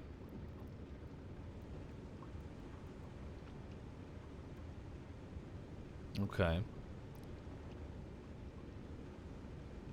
So what? They would be 37. More, so yeah, probably about 40 kilometers. 40 to about 130-ish. 40 to 130. So they would be at least, at minimum, there, right? Maximum, somewhere. It's a bit off. There. Within these two rings. When we get to there. So maybe we should pull a bit closer. Alright, let's try that. Right. Alright. So sorry, for those just joining, we've just got a radio contact. So somebody broke radio silence on a convoy. A large convoy, moving slow. Oh, these conditions are going to be really difficult to engage it, though. We're trying to... Oh, damn, just trying to find it. So we won't be able to spot it on the surface. We can only do it through the hydrophones. Report the contact. Copy that. Report contacts. Send contact report. Well, we haven't even made a contact. That's just something they've sent us. What circumstances would cause a convoy ship to use the radio? Well, they've got to communicate. Back and forth. We're here. Convoy starting its route. Please provide escort, etc. Yeah, let's give another save. So let's call it Hunt 1.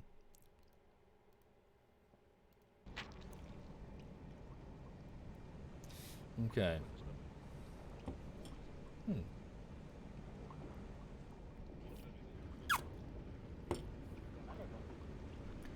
All right.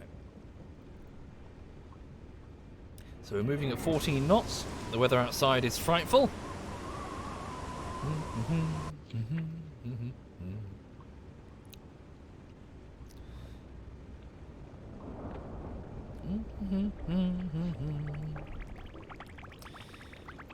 One second. So yeah, so that's roughly how far we can hear. So let's, yeah, periodically we'll go under and see if we can get any hydrophone contacts. I reckon they've turned this way, you see. So let's start going under. So periscope depth. Take us a bit further. Depth. New depth, 3-8 meters. So never mind trying to spot things visually, it's not going to work. We're just going to have to go with the hydrophones. The good news is, though, we will be able to sneak up very close to them. Magnetic torpedoes are probably going to be a waste of time, so we're going to have to use impact torpedoes. Not good if they're armed, though. Which they might well be in 1941. Alright. Yes, sir. Take us down to Head 1/3. So, it's now 11 in the morning on March the 9th, 1941. Stay under for 1 hour. Okay, that's enough. Resurface the boat. And then ahead full. Here we go. Resurfacing. So I'm just going to do little bouts under the water just to try and listen with the hydrophones. So every time we listen, we can get roughly that. So that was the first attempt.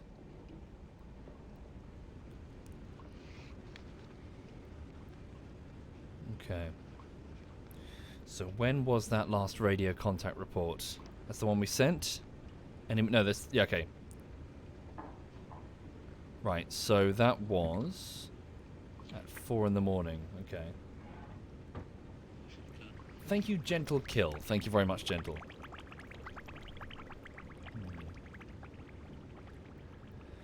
Okay, so how far could they travel in 8 hours? So, minimum 30 kilometers, maximum 88.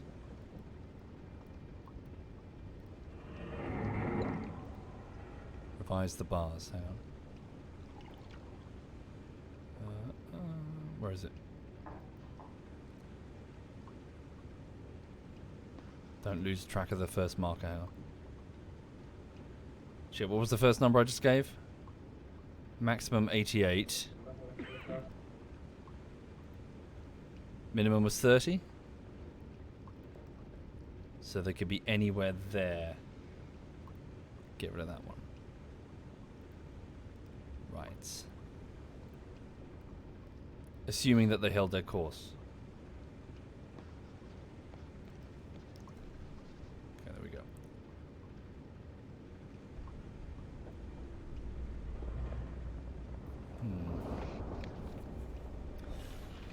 Silverlane says, historically, convoys from South America were crucial for Britain. They produced, made the lion's share of steel and pork that would be shipped to the Allies. Indeed. And thank you for that then, historically speaking. If it weren't for them, I'm sure I'd be speaking to you in German right about now. Actually, no. I'd be dead. It turns out that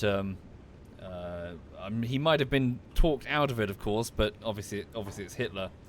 Hitler's post-Britain invasion plans involved the enslavement of all able-bodied men, apparently. So, yeah. To be used as manual labour in the Reich. What a bastard.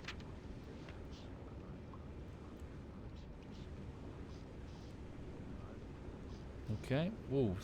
Is it crashing? I just got a lag. Oh, hello. Lag spike. That must be it rendering. Okay. New radio contact. It's definitely changed its course then, hasn't it? Moving north-northeast. Hello. Hello, hello, hello. Let's shimmy over. I'm guessing they're using the radios more due to the bad conditions. Okay. Current marker. When was that, though?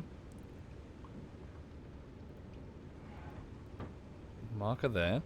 That was almost, yeah, so 5 minutes ago. Alright. So north-northeast. That would be northeast, east-east. North-northeast would be 22.5, I think? So hang on. Oh, pardon me, I'm sorry. Wrong one. 22.5 degrees. That? You reckon? Oops. Fuck. I cocked up. Do it again. 22.5, I think? Alright. So that's probably their course. I predicted it. I figured they'd go this way. Alright. So. And then, how long will it take to reach that point there? An hour and 20 minutes. And in 1 hour, how far can they move? Not far, I imagine. So 1 hour. Have they picked up speed? No, still moving slow. Okay. So you're fucking barely anywhere. Really?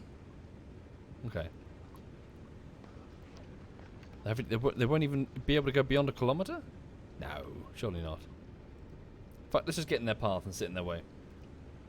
The contact report that I gave shows me the exact speed. Does it really? Speed 7 knots. Oh wow, it does. 7 knots. 7 knots in... Oh, that's... Sorry. Wrong sheet. That's minutes.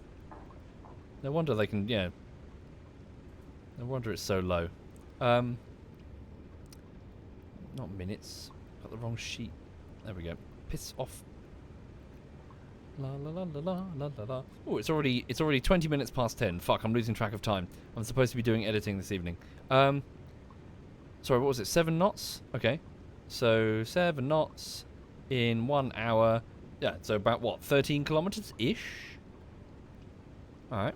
So from here 13 kilometers ish. Right. Lovely jubbly. Now we are going to have to get close. Uncomfortably close. Maybe I should make the call to start loading. No. Hang on. Where's my weapons officer? Okay, men get into the bow torpedo room. Weapons officer, I'm going to need you at your station, sir. Right. So, weapons officer, weapons management. So I've got a gas torpedo in the reserve. I think I should just go with the gas torpedoes. I don't think the electrics are going to be very reliable in this tumbling water. I just need a fast-moving into the side impact torpedo. Can I trade out one for the 4 reserve? Nope, I can't. Probably no. All right. That's frustrating. We'll just have to do our best. All right. So, let's reduce speed a bit. Yes, sir. Ahead 1/3. Ahead 1/3. So we'll get there in 1 hour.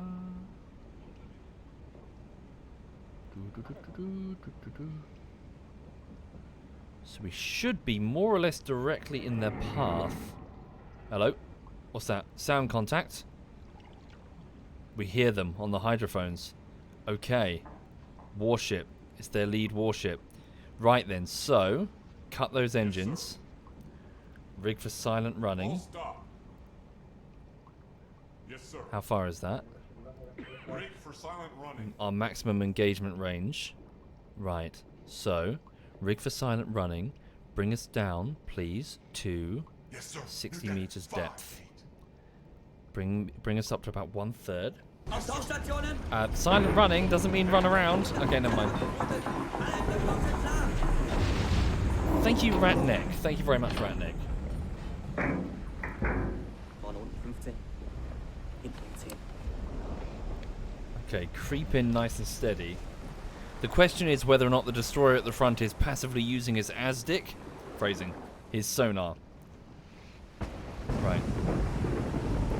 Yep, we best save just in case. So, hunt number 2. Because if he is, he might just catch us accidentally. Alright.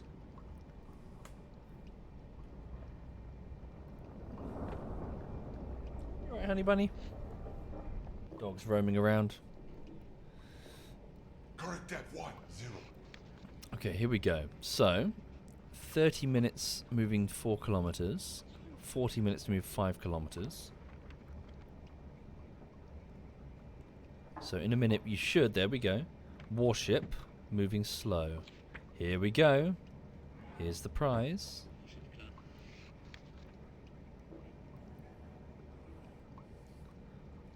Now, where exactly are they moving? Let's try and get a quick, hang on.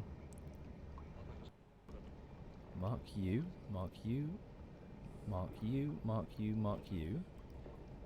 So we're listening to their sound contacts right about now. Okay, then mark them again. Looks like... That's not good. That can't be accurate.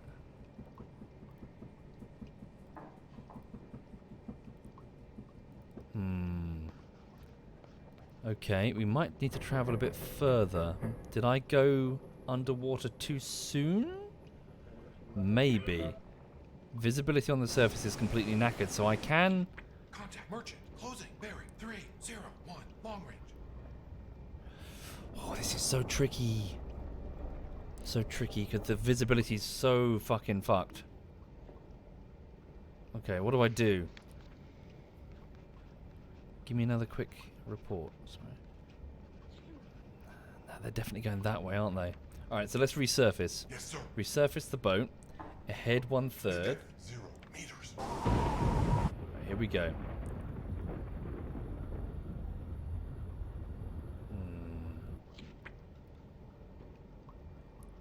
I mean, they're still... How far is that? They're still 12 kilometers. They're still quite... Yeah, they're quite far out. And visibility's knackered. We've got, like, probably 2 kilometers visibility. My fear is that they'll hear us and they'll be like, oh, what's that? What's that over there? Right, surface the boat. Let's go. Speed up time. Come on, we need to get some speed on us here. So we're moving at 4 knots, they're moving at 7. Thank you, KDT Martin. Thank you very much, KDT. Okay. Watch officers, yep, get you up there, come on.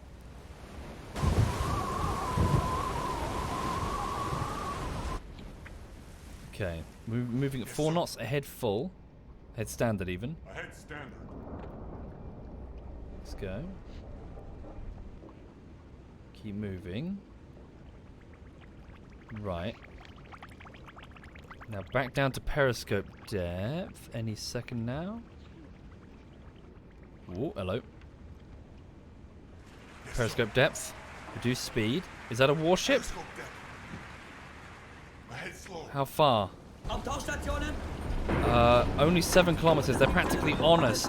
Down. Periscope depth. Whoa, this is going to be very fucking close. Thank you, the Tex-Mex Dragon and Kirinator. So if they're passively using their ASDIC, we could be in trouble. Take us down a bit further. Come on, let's go. Yes, sir. Hit that. 1, 0. 10 meters. Give me the observation periscope. Not the combat periscope, the smaller one.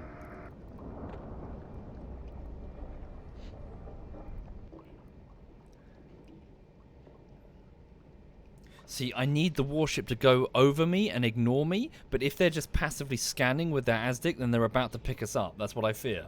In which case, we need to dive heavy and just, like, be really deep. But then I worry that we wouldn't be able to resurface in time to engage the convoy. They'd just go over our heads. To solve this normally, we would just engage them from, like, 6 kilometers, but we can't, because we can't even see 6 kilometers. Okay, that's... Come on, we need to be deeper than this, guys. Let's go. Yes, sir. Ahead 1/3. Let's go, let's go, let's go. Come on. 20 meters. Contact. Merchant. Closing. Bearing. Yes, sir. 292. 2. Oh, I thought there was a warship there. I thought it was a conning tower of a warship. Or like the bridge of a warship. Come on. Take us down, take us down, take us down. So they're somewhere in the gloom out there.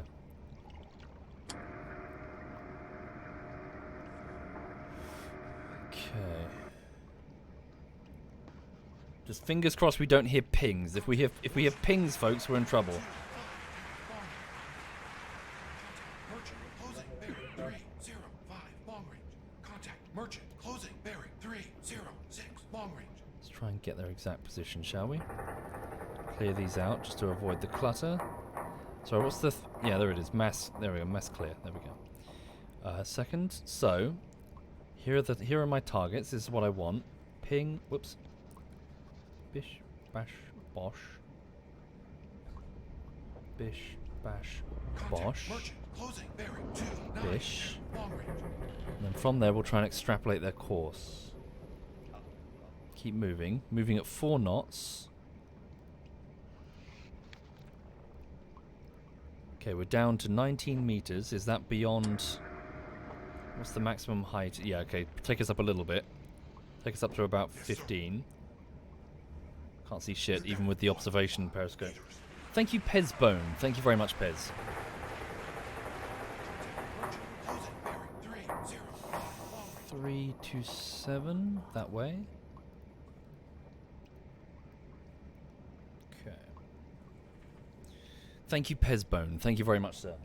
You alright, sausage? Dog's wandering round. Okay, so now get some fresh markers. Here we go.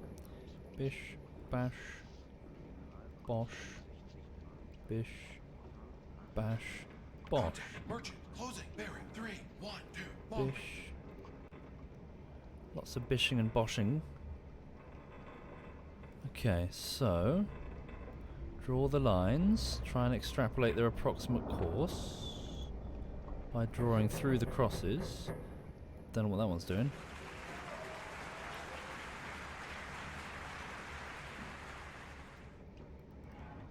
Right, okay, and then... Contact. Merchant. Constant distance. Bearing. 319. Long range. Contact. Warship. Closing. Bearing. 327. Long range. this is going to be really fucking tense, holy shit. I need the observation periscope. I'm just worried about the front destroyer just hitting us with an ASDIC randomly and just jigs up. But then they're on us, they're fucking on us, and they're just going to stay on us. We could probably dive deep to get away from them, but then we lost the convoy. Where is that warship? So that must be one on its far side. So look, is it there? Because that's fucking... it's like on us, look. Fuck, it's like fucking on us.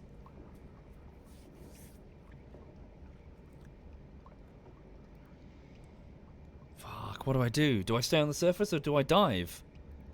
'Cause if it's gonna like fucking go over the top of us... Oops, what have I done? Sorry. Contact. Merchant. Closing. Bearing. 303. Long range. Contact. Merchant. Um, Closing. Bearing. Walter, give me 306. closest Long warship, not merchant. Closest warship. Please. Warship. Thank you. Closing. Bearing. 291. 291. So he's there. He's like on us. Down. Observation periscope. Bearing. 292. Constant distance. Yeah, just hold my nerve. But go down Yes, sir. 2 knots. 2 knots. It's quiet.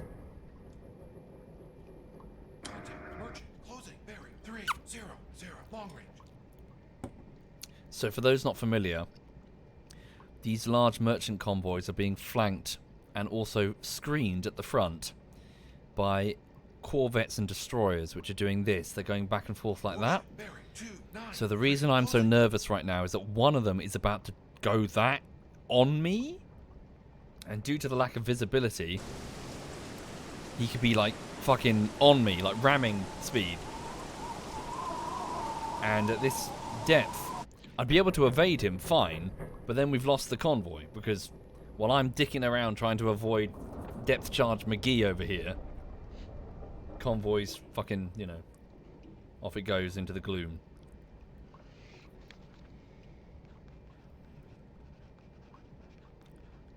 Where are you? So there you are. See what I mean? It's doing its sweep. Bearing. Fast.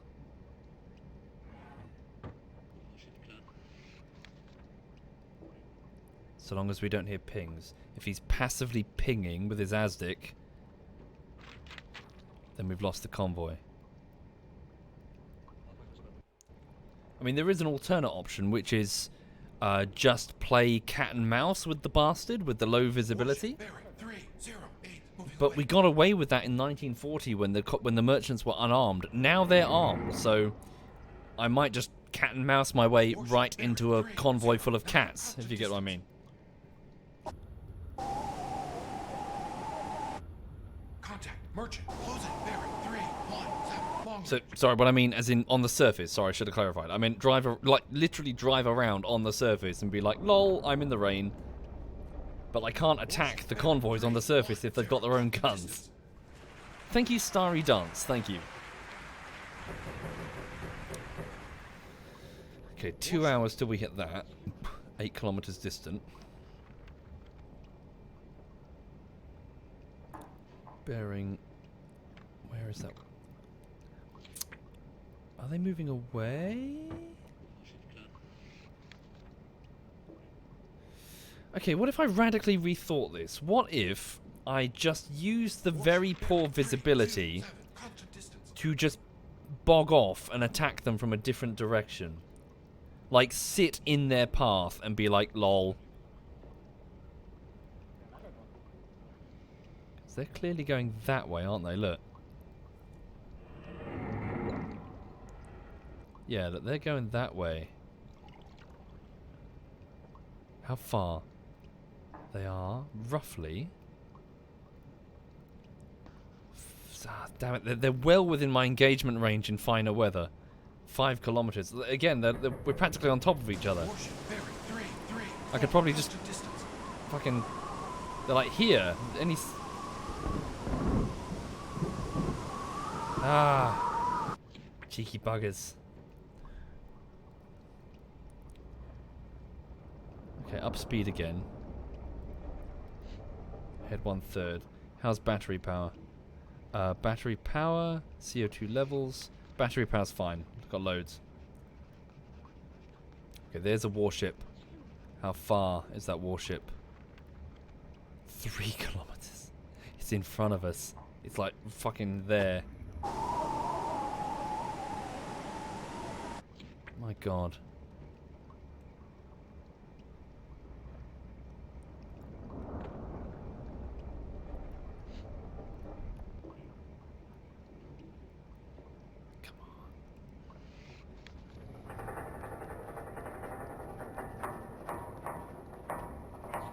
Ooh, that warship has actually just dodged us. Are we past it? Are we past the actual...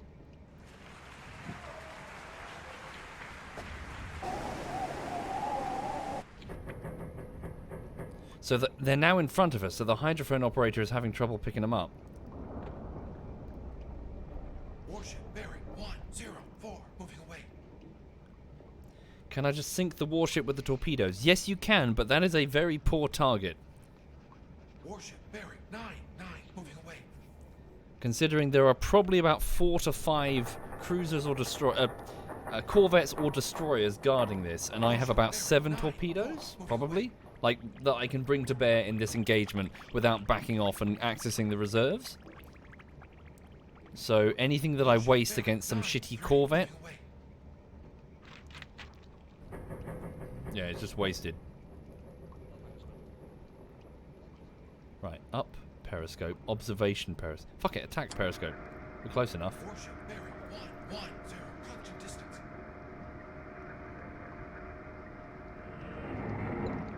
Periscope depth. Thank you, Rex. Thank you very much, Rex. Collection distance. There we go. We got the... Warship bearing. Okay, never mind the warship. Hydrophone operator, give me closest sound contact. Warship closing bearing 112. Working on them, Phantom. Working on them. Thank you, Infected Shadow. Thank you. Warship bearing 113. Closing. Damn it. Challenging.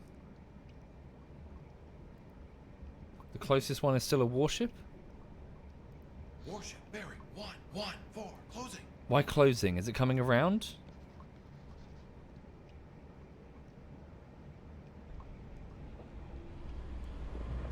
What is that? Warship bearing 116. Oh my god! What the fuck? Holy shit! You're kidding me! New depth Re- 2 really? meters. For Warship real? bearing 115. Closing. Well, we're dead. There are depth charges.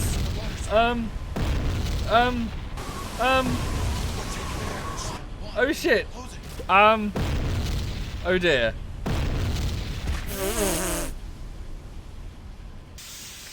We appear to be sinking, gentlemen. Oh god, we're screwed. Damage control. Damage control. Right, take us out of silent running. Get us straight on that. What's the worst damage? Quickly. Damage control teams, get to your stations quickly. I need as many men as possible. Oh shit. Dieter's been killed. Okay, quickly. So what's the worst hit? 1 minute until that Fuck. Okay, do we have uncontrollable sinking? Kill the engine for a second. Fucking hell. Current depth 30. Okay, we're sinking at the... yeah, we're flooding at the back. 32 meters. We're sinking quickly. We need to get this flooding under control. Right, so 1 minute. Okay, start on that one there. Get that worst flooding under control. So 4 minutes until... piss. Okay. Yes, sir. New depth 0. Ahead standing. To counteract the sinking, ahead full. Yes, sir. Ahead full. New depth. Wait, I need time to fix this. Chief Engineer, I need you to blow the ballast. Emergency orders. Crash dive. Blow ballast. Use compressed air to force all of the seawater out of the ballast tanks. We have critical flooding. Critical flooding, we're at 52 meters. Okay, we're pushing the engines hard to try and counteract the flooding. Trying to lift us back up to the surface. 50 meters. Okay, flooding is still bad. How long until it's under control? Okay. We'll have structural failure there in 1 minute unless you get that sorted, gentlemen. And then the U-boat will be destroyed. So 56 seconds. Keep working hard on that one segment. 119. Closing. Oh, shit. Okay, 43 meters. Keep pushing that engine hard. Are we still in silent running? Take us out of silent running. Yeah, we're out of silent running. Electric engines have been repaired. Good, but you need to get that flooding under control. There we go. Warship bearing 120. 3 minutes and 31 seconds until flooding is under control. 44 seconds until the hull is compromised. Thank you, Viper. Thank you very much, Viper. Come on, get that damage under control. Is there any way I can help? Come on, push to the surface, push to the surface, push to the surface. Let's go. Come on, push, push, push, push, push. Warship bearing 121. Closing. 31 meters, how long? 30 seconds until that hull is compromised. I don't know if that means an immediate U-boat destroyed. Probably. 2 minutes 48 seconds until. Come on, get to the surface. Warship bearing 1, 2. We're shutting off the engines help at all? No, we're probably synced to crush depth. Oh god, we're going to die. Warship bearing 1, 20 2, seconds until I think the hull is compromised. Come on. Every single able-bodied man get in there. Will machinists help? Warship bearing 1, 2, 3. Closing. Not enough No. crew in the electric engine compartment, sir. Fuck. Oh no. 15 seconds. Come on, go higher. I need every experienced dude we have fixing that. 13 seconds, 14 seconds. 14 seconds. Come on, hold. Ah, come on. Warship bearing 1, 2. Can I throw anything? Closing. Has anyone got like a machinist trait? Ah! 15 seconds until that 16 seconds. Come on, go up. The number needs to go up. They're going to come around for another depth charge run soon, and we're making a ton of noise. Come on. 20 seconds, it's going up. The number's going up. And we've almost got the flooding under control. Attack periscope's been destroyed. Oh, no. They're coming around again. They're coming around again. They're going to find us. Warship bearing 1, 2, 6. Closing. Okay, in which case, if they're coming around again, kill the engine. Let us sink. Strategically, we're going to sink. Let the flooding happen. Yeah, oh god, they're coming. We're fucked. Okay, hard rudder. 1, 2, 7. Degrees to Closing. starboard. Take us down. We have to go down. Take us down. 8, 5. Full speed ahead. Take us down. Depth 9, 8 meters. Shit, will we control Ahead this? full. 14 seconds until the flooding's under control. We can do it. Current depth 3, 0. Come on. Warship bearing 1, 2, 5. Oh, Closing. I shouldn't do this, but fuck it. Emergency orders. Crash dive. Flood the ballast tanks. Ahead flank. Warship bearing 1, 2. Take us down. Get away from the depth charges. Hard rudder to the right. Here comes the bow. They're going to launch their depth charges. Warship bearing Oh no. 1, 5. Oh no. Closing. 3 knots. Only 3 knots. That's all you can give me. Current depth 5, 0. Insufficient people in the electric engines. 1, 0. Flooding's under control. Push. Here they come. Depth charges in the water, sir. 60 meters. Oh, no. Bearing 1, 0. No. Current depth 6. Please be too shallow. Ooh, we might get away with this. Okay. Head standard. Oh, that one's closer. Degrees to port. Right. Okay. Repair crews, how are we doing? Flooding is no longer uncontrollable. They've got it. Damn, one of our diesel engines has been nuked. It's been nuked. We've only got the one. 5 minutes until full flooding recovery. 90 meters. New depth 7. Is it uncontrollable? Warship bearing Current 9, depth 9. 9, Closing. Bloody hell. Yeah, I know. We've we kicked the hornet's nest. Bearing 1, 0, 0. Right, Closing. it looks uncontrollable because we're still sinking hard. Okay, take us up again. New depth 3, 7. Full speed. Bearing Ahead 9, full. 4. Closing. Come on, you got to get that flooding under control. 5 minutes until the flooding is under control in that compartment. Okay, so until then, try to surface the boat. Closing. Meters. Fuck. Current depth 1. So we're pointing the propeller down intentionally, everybody, Warship bearing 8, 2. Closing. so that we can try and stop us from reaching crush depth, which is around 200 and something meters. We're on 117 meters now. Warship bearing 7, 6. Closing. Okay, could I get a... Well, he's still tracking the nearest target. Okay, they're closing, so they're coming back round for another run. 1, 2.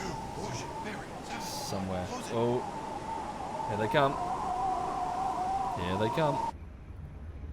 Yeah, I know we've got heavy flooding. Okay, try and hold it here. Warship bearing 6, 6. Closing. New depth 1. We need to stay roughly this depth, if we can. New depth 1, 9 meters. Warship bearing 6, 1. Closing. Shit. Give me the periscope. Where's it gone? Fuck. Damn. Periscope's malfunctioned. Okay. Here they come. They're coming in. 130. Try to shimmy the rudders to the left now. Degrees to port. Shimmy the rudders to the left. Degrees to port. Rudder Thank you, the 3. flirt. Thank you very much, the flirt.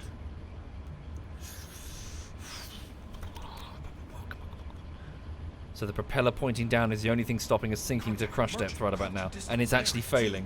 We're still sinking. Contact warship moving away. Bearing 3, 0, 2. Shoulders. Okay. Depth charges in the water, sir. I know. Fucking hell. Come on, you got to get this flooding under control. 3 minutes until it's under control. We're on 140 meters. Another 100 meters and we crush like a tin can. 141 meters. Here come their depth charges, sinking through the water. Contact merchant moving away. 142 meters. Long range. Ahead flank. Merchant moving away. Bearing 3, 4. Engine or battery level is on 1/3. Oh, how are we going to survive this? How are we going to survive this? Holy shit. Holy fucking shit. That battery is the only thing stopping us from sinking to crush depth, and it's on 1/3. You need to get that flooding under control. 2 minutes until it's under control. Will the battery even last 2 minutes? Contact warship moving away. Can we blow the ballast again? Blow ballast? Blow ballast. Depth charges in the water, sir. A second ship has just deployed more depth charges? Is that what that meant? Come on. I think it does. Okay. Rudder 0. Degrees to Oh, port. I think we're screwed. Warship closing. Bearing 291. Long range. Unless we just like put to the surface and outrun them? Or desperately try to? Contact merchant. Constant distance. Bearing 5. Medium range. 137, so blow ballast helped a little bit. Ahead standard. Rudders to the right. Degrees to starboard. Where are they? Yeah, they're fucking on us. Holy shit.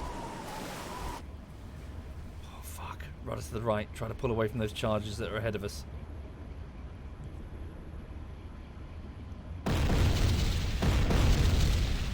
CO2 compressed air. We're going to keep spamming it to try and keep the ballast tanks clear.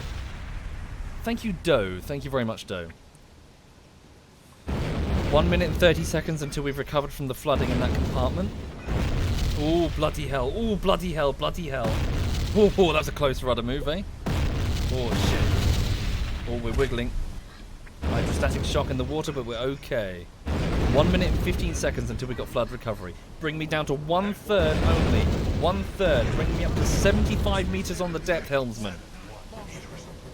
Depth charges in the water, sir. I know. Report on that battery. Keep pulling away. Where are they? Okay, turn to face. They're spamming those depth charges like crazy. 45 seconds. Right, here's my play. Here we go. Oh shit! We might not even make the play! No! Oh my god! No! My beautiful U-boat! Oh! Oh! No! No! 25 seconds? Shit. I think we're okay. Right. Ahead slow. Ahead slow. Silent running. Silent running. Wait, no, wait until they finish the repairs, because we can't do repairs and silent running.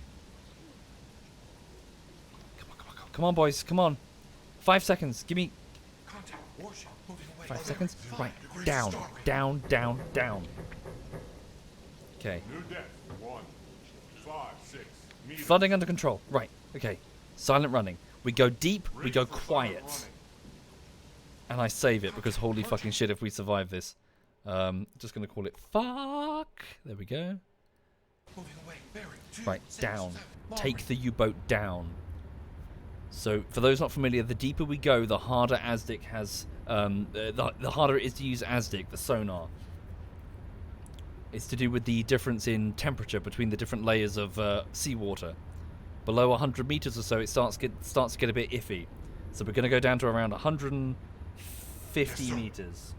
I know, the battery. That's why we've gone New depth, slow. 155 meters. Contact warship moving away. Because Bearing whatever we've got in the battery is 260 all long we've got range. now. Contact merchant moving away. Bearing 261 long range. Take us down, come on.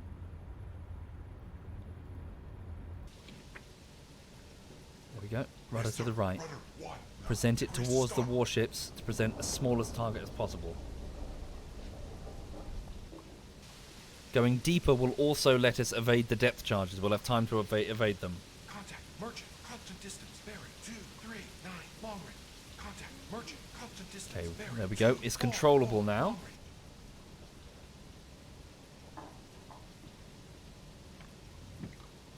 range. Yeah.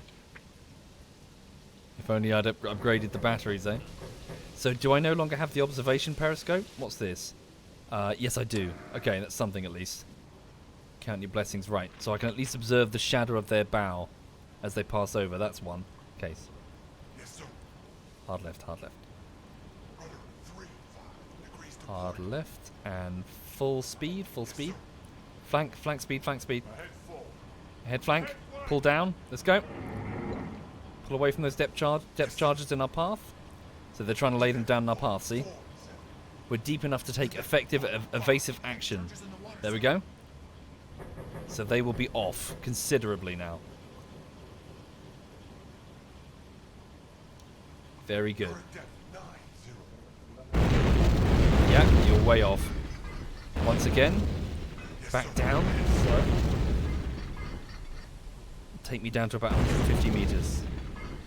New depth 158. New depth 14. Okay, how's the flooding? Guys, you said you had flooding under control, unless that's like our fresh water source. What is that? Is it under control? Yeah, flooding's under control.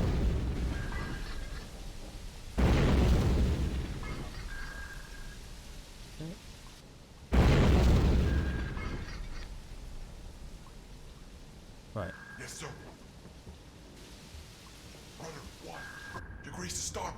Yeah, that's the bog, yeah. Toilet water.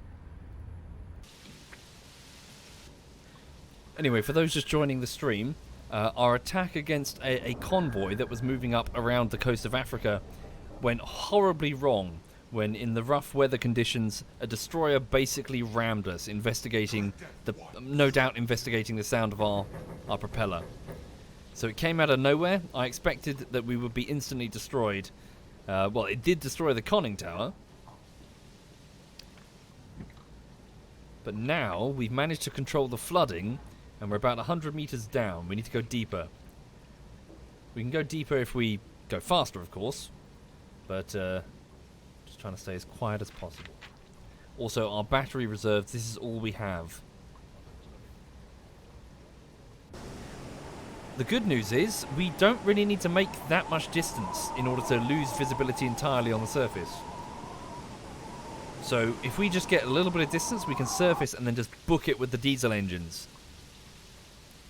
We might even be able to outrun them on the surface, maybe, in this swell.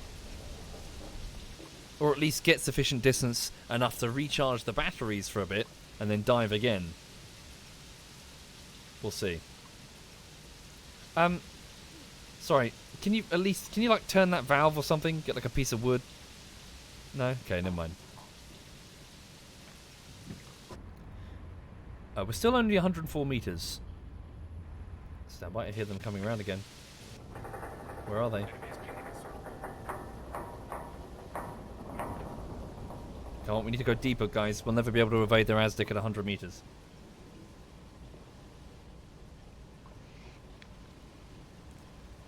Speed up time a little bit. There they are. Okay, hard right, hard right. Hard right and full speed. Get away from that path. So that's where they're putting the depth charges in our path. There they are, you see them? Hard right on that rudder. Whew. That's true, good point. We have lost a diesel engine, so we will be slower on the surface. Current depth 110. Why can't you use the torpedoes? You can only really use torpedoes from just beneath the surface, for they travel in a straight line.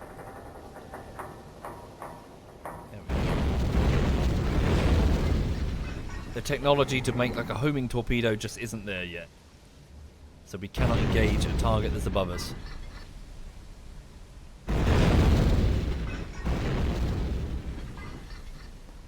That one looks a bit close.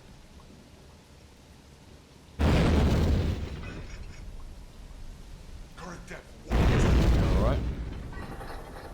Okay, we're down to 120 meters. Ahead slow. Ahead slow. Grease to starboard. Okay, indeed, yes. As Huma says, World War II torpedoes are basically just dumbfire torpedoes. So they're mini submersibles that you fire off in a straight line.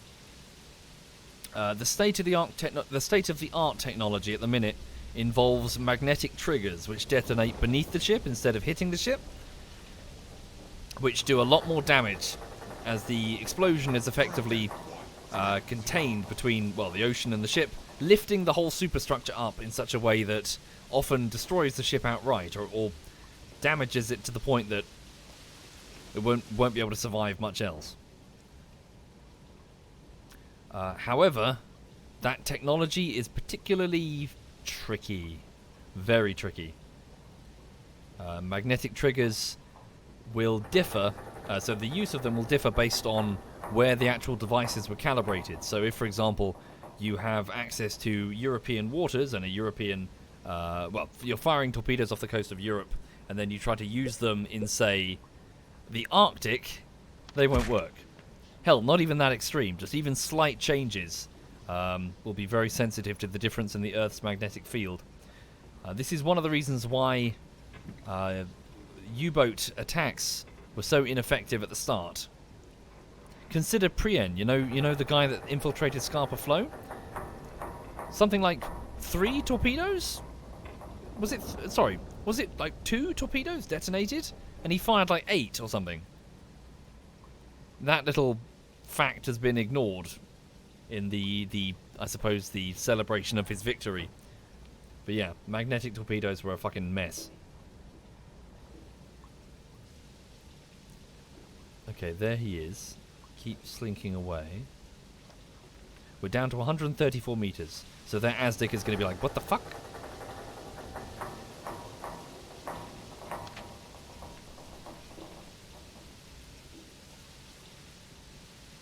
Okay. The Mk-14 torpedo turret, is that the infamous American torpedo? There's a type of torpedo which is pretty much famous for how much of a clusterfuck it was, because it turns out there was some sort of conflict between, forgive me, I don't know the name of the agencies, like the American Navy and like a weapons development board or something, and neither side basically wanted to pay for the testing, sorry. So the answer was they were never tested, and they were just deployed without testing. So of course it didn't work.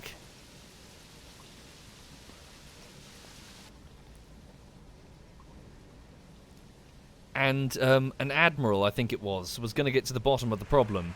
And I remember reading that he put down like a net. I think it was like an anti-torpedo net, and he just dropped it into a harbour.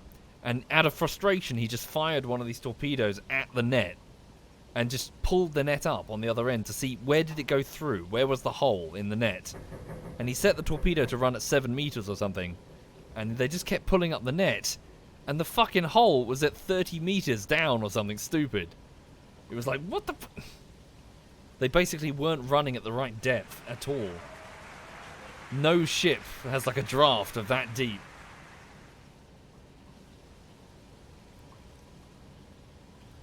And yeah, he basically fucking rose hell up the chain of command.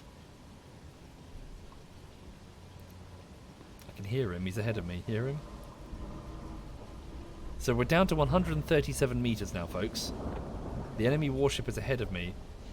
There's no chance we're going to get that convoy. Look, they're using this opportunity to fuck off. Yeah, we done goofed.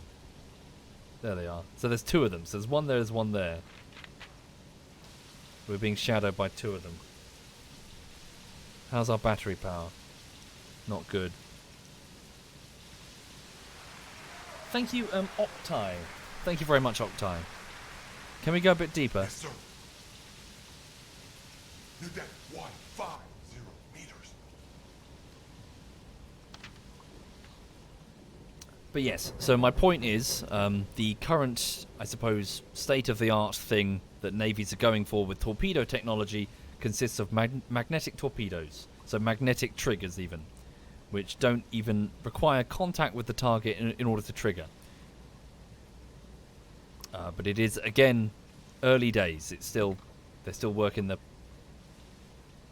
through the problems. So when it comes to homing torpedoes, nah, no way, no. That's going to be many years away.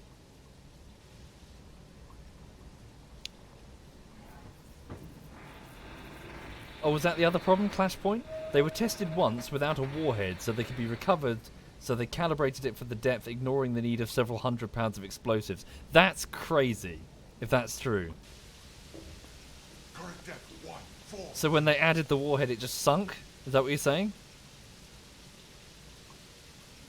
That's oh shit. Hello. They're depth charging, but in the wrong place. That's good for us. They're just making it hard to use their ASDIC by stirring up the water. How far away is that? Oh, lovely. That's way away, I think. Good. Right, so so let's just turn. Try and get the rear of the U-boat in that direction so that we have a very small target that we present on their sonar, their ASDIC. Yeah.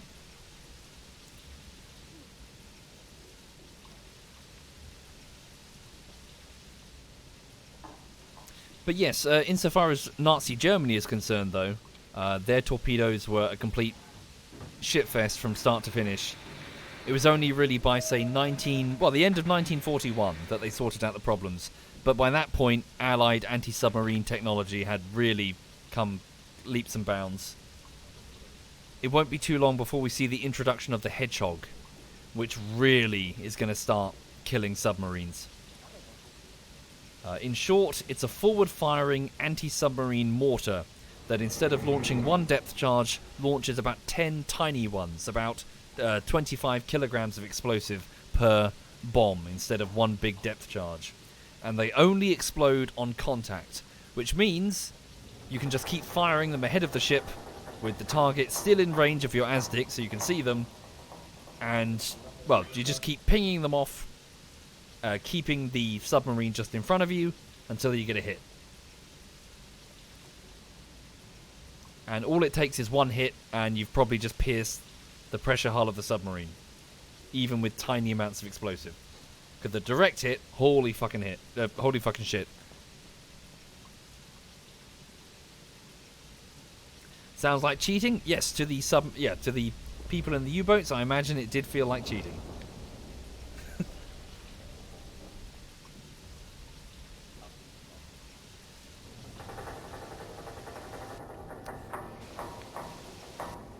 Okay.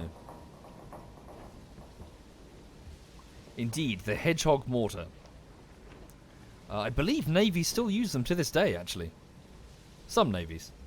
Not obviously the same device, but effectively the same concept.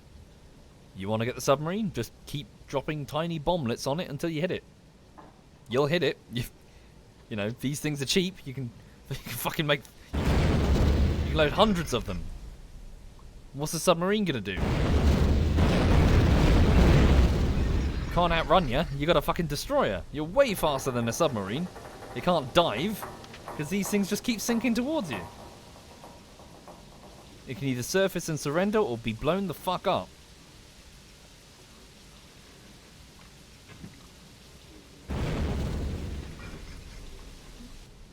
Okay. Right, we're succeeding. We're sneaking away. I'm just going to get a bit of distance and then surface and basically lick my wounds because holy shit. Okay. Let's save it. It's also getting quite late. It's past 11 in the evening. I've clearly fucked up. There we go. So we just speed up the time a little bit. Try and just slink away into the darkness. Oh, hello. They sound like they're still on us. Are they on us? My attack periscope's knackered.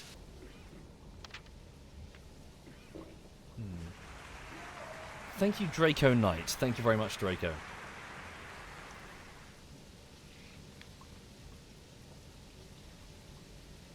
No, I think we're alright. Keep presenting a very small target to them. So just, yeah, bring the rear of the submarine towards them like that. Okay. I think we should be okay. Let's surface and just get some distance in the bad weather. Whew, okay, take us up, please. New deck, 0 meters. How are the batteries? That's my concern, yes. Oh, we're okay, not too bad. Contact merchant. Moving away. Bearing 2, 2. Holy shit. We're lucky to be alive. Bearing 2, 2, 6. Long range. Not all of us, yeah, not all of us made it though. So Dieter was killed. So Dieter has been with us for quite a few patrols, hasn't he? No, 2 patrols, sorry. He's one of the relative new guys. Fuck. Damage control teams, you can stand Merchant. down. Moving away. Bearing 2, 2, 0. Long range. Go rest.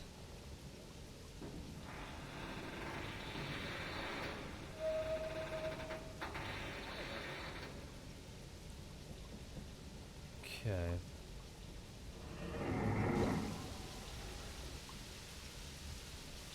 Right, resurfacing the boats.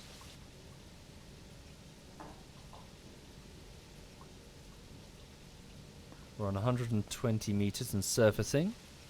There we go. 70 meters and surfacing. We're rising back up through the gloom off the coast of Africa.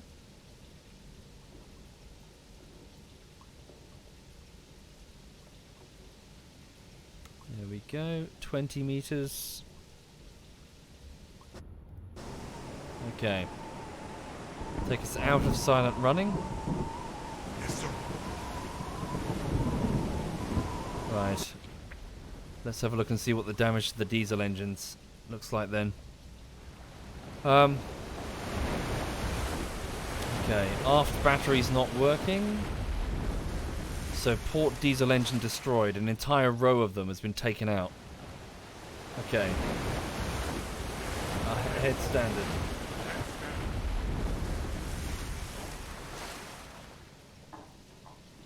Okay, I need some men. Hang on. Get my watch officer in the diesel engine.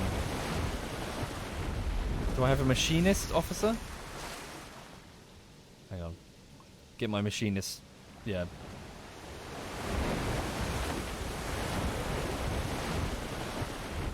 So what sort of speed can we manage?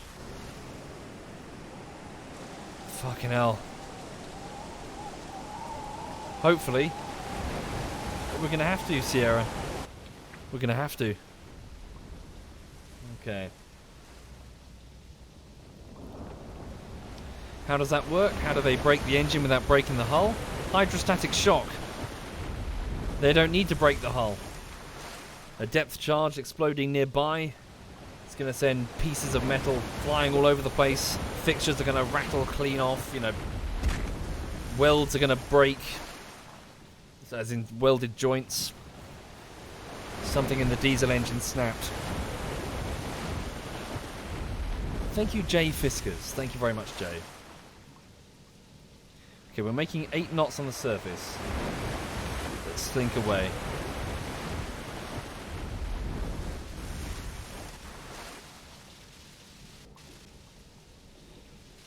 Okay, how's the battery? Recharging steadily. It'll be nighttime soon. Bloody hell. Well, we went into a fight and we just took a punch in the jaw, and fucking hell. Yeah. Most of us made it, but poor Dieter lost his life. The damage to the U-boat is not good. Can I even engage targets without the...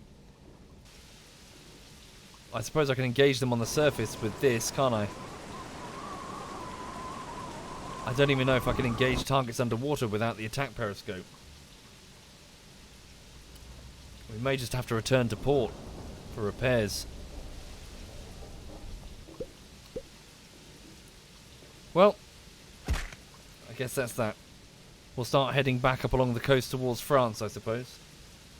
Yeah.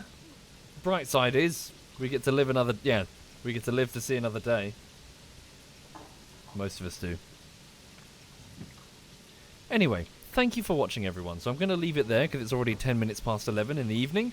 I'll try to do some editing before I go to bed. So I need to work on Divinity Bullshittery Part 1. I've just got to get these issues fixed. So the video is edited, it's just there's a whole load of little fuck-ups I've got to fix. And, yeah, and then get the test render going, watch the test render tomorrow, make a fresh list of fuck-ups, fix them. Yeah. By the end of the week, I'm hoping it should be, like, there. Fingers crossed. I mean, you know... although, sorry, just to say fingers quotes, when I say there, there's a big cinematic thing that I want to add, and the artists are still working on those assets, so the funny bits, at least, should be done. But, yeah, I really need those cinematics before I can, like, complete the full package. Bear with me. Yeah, lots to do. I'm doing my best. Right. Thank you for watching. Have a lovely evening. Let me just save it. Hang on. Right, save it as bugger. Right. Game saved. Exiting patrol. Bugger 2, I guess. There we go. And then exit, yeah, the menu. Right. Cool. Did we sink anything? Nope. We almost got sunk ourselves. Holy shit. In fact, sorry, wasn't that the exact scene from the film Das Boot? Where they travel quickly through the storm and then they get ambushed by a destroyer, like, in front of them? Isn't that exactly what happened in that film? And then they almost go to crush depth? Yeah. Oh, no, wait, that's later, isn't it? When they get caught at Gibraltar. I can't remember. Anyway, so have a lovely evening, folks. I'll see you again soon, I hope. Thank you, Just Alone Ginger, Moose, Zebarocco, Smackgag, OG Councilman, X-Wingrid, and Jay Fisker. Thank you sincerely, folks. Thank you. Right, bear with me. Right, so... Digby is currently playing some Arma 3, Yuki is playing Assassin's Creed Valhalla, Harry is doing CSGO, and Joink is doing PG Tour 2K. I don't know what that is, sorry. Who else might be on? Not many people right now. In which case, let me hand you over to... let me hand you over to Digby then. So he's doing a bit of Arma 3 editor, so he's moving around, moving units and generally preparing them, I presume, for a mission later. So, right. Cool. Thank you for watching, folks. All the best. Have a lovely, lovely evening.